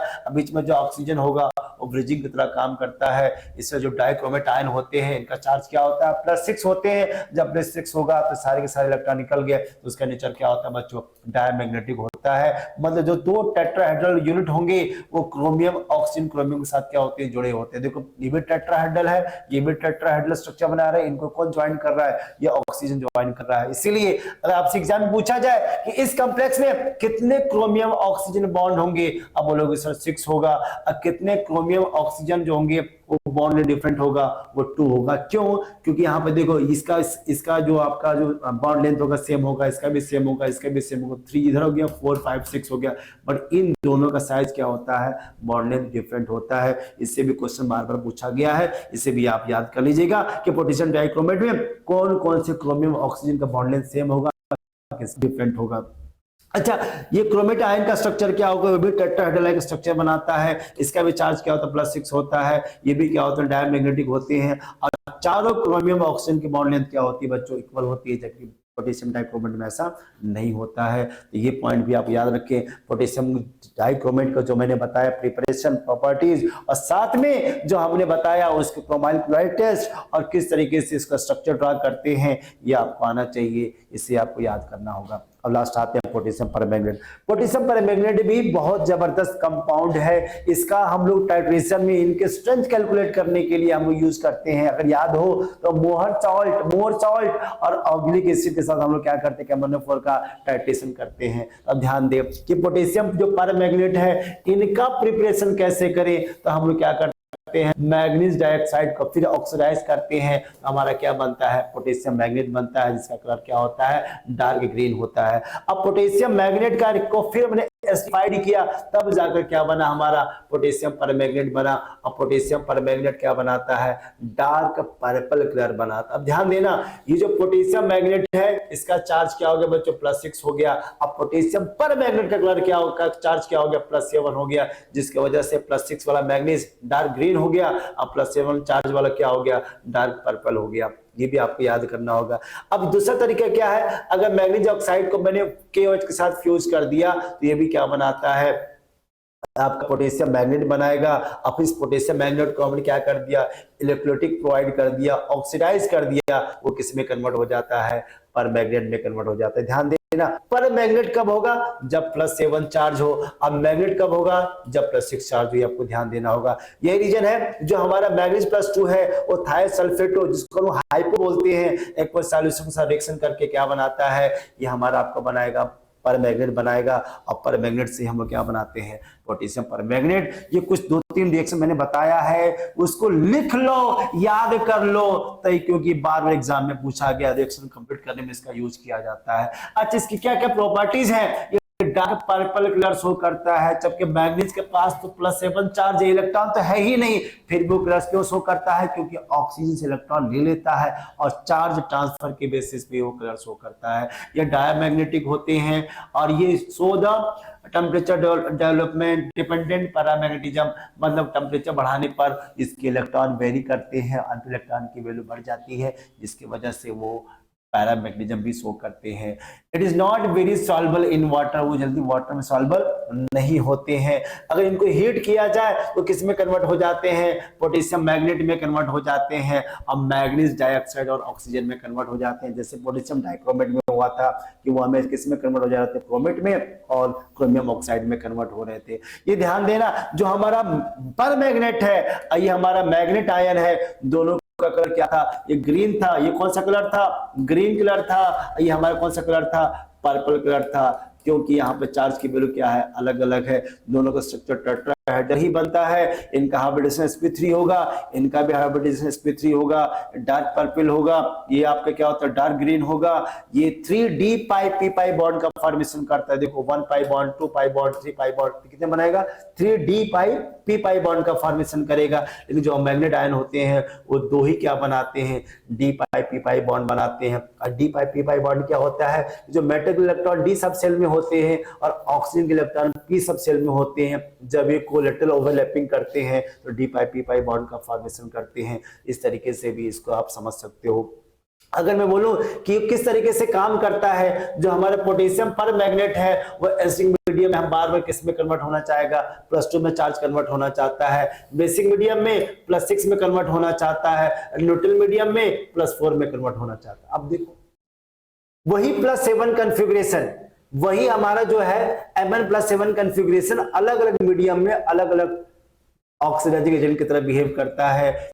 सबसे देखो +2 में कन्वर्ट हो रहा है किसमें, एसिडिक मीडियम में। इसलिए कहा जाता है कि पोटेशियम परमैंगनेट एसिडिक मीडियम में क्या किसकी तरह बिहेव करता है, स्ट्रॉन्ग ऑक्सीडाइजिंग एजेंट की तरह बिहेव करता है, क्योंकि यहाँ पे 5 इलेक्ट्रॉन का डिफरेंस है। +6 में केवल 1 इलेक्ट्रॉन का डिफरेंस है, और न्यूट्रल में कितने डिफरेंस है, +3 इलेक्ट्रॉन का डिफरेंस है। इसका मतलब सबसे ज्यादा stronger oxidising agent acidic medium में है, फिर न्यूट्रल में है, सबसे कम किसमें होता है, बेसिक मीडियम में होता है। अगर इसका हम क्या निकालें, इसका अगर हम लोग डायरेक्ट पढ़ा होगा इक्विवेलेंट, अगर मास निकालना हो तो मोलर मास से हमने किससे डिवाइड किया, 5 से, क्या, क्योंकि 5 इलेक्ट्रॉन का रिप्लेसेबल हो रहा है।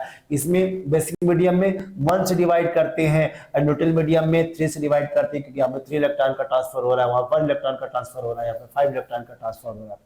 ठीक है। अच्छा, एसिडिक मीडियम में क्या करता है वो, ये जो हमारा जो पर मैग्नेट है वो Mn+2 में कन्वर्ट होना चाहता है, इसीलिए गुड ऑक्सीडाइजिंग एजेंट की तरह बिहेव करता है। इसलिए आयोडाइड को आयोडीन में कन्वर्ट करता है, फेरस को फेरिक में कन्वर्ट करता है, सल्फाइड को सल्फर में कन्वर्ट कर। क्यों कन्वर्ट कर रहा है, क्योंकि ऑक्सीडाइज कर रहा है। गुड ऑक्सीडाइजिंग एजेंट दूसरों क्या करता है, ऑक्सीडाइज करता है। सल्फर ट्राइऑक्साइड को सल्फेट में कन्वर्ट करेगा, नाइट्रोजन डाइऑक्साइड को नाइट्रेट में कन्वर्ट करेगा, ऑक्सीलेटर को कार्बन डाइऑक्साइड में कन्वर्ट करेगा। इसीलिए मैग्नीज+2 फॉर्म वर्क एज कैटलिस्ट। आपने देखा होगा जब हम लोग टाइट्रेशन करते हैं ऑर्गेनिक एसिड में, तो ये हमारा कैटलिस्ट की तरह बिहेव करता है।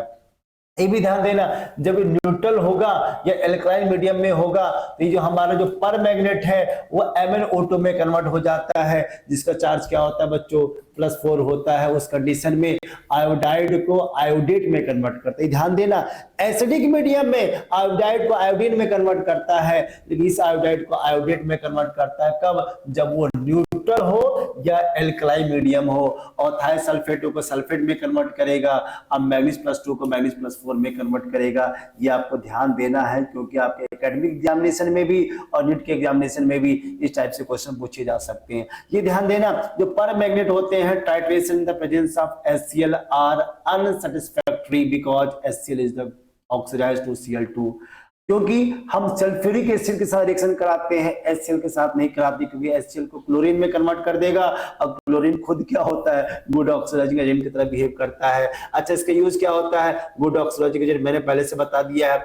ये किसमें यूज करते हैं, एनालिटिकल केमिस्ट्री, ये भी मैंने आपको बता दिया। ये ब्लीचिंग फॉर्मेशन में यूज किए जाते हैं। और आपने पढ़ा होगा 1% एल्कलाइन के MnO4 को हम लोग क्या बोलते हैं, बेयर्स रिएजेंट, ताकि हम बता सकें कि हमारे ऑर्गेनिक कंपाउंड में डबल बॉन्ड ट्रिपल बॉन्ड है कि नहीं। इसी को बोलते हैं अनसैचुरेटेड टेस्ट। ये था हमारा पोटेशियम परमैंगनेट पोटेशियम डाइक्रोमेट की कुछ preparation properties and use. I think ये सारी चीजें आपको समझ में आ रहा होगा, तो आप लोग बता दें क्या ये सारी चीजें आपको समझ में आ रहा होगा, कमेंट बॉक्स में जरूर बताएं। जब कमेंट बॉक्स में आप बताते जाएंगे तो जाहिर सी बात है मोटिवेशन मिलेगा, और जब मोटिवेशन मिलेगा तो इसी तरीके से आपको वीडियो मिलते जाएंगे। आई थिंक डीएनए ब्लॉक को मैंने द एंड कर दिया, और इतना आसान शब्दों में आसान पीपीटी में जो मैंने बताया है आपको और कहीं जगह नहीं मिल पाएगा। आई थिंक आपको चीजें समझ में आ रही होगी। Thank you.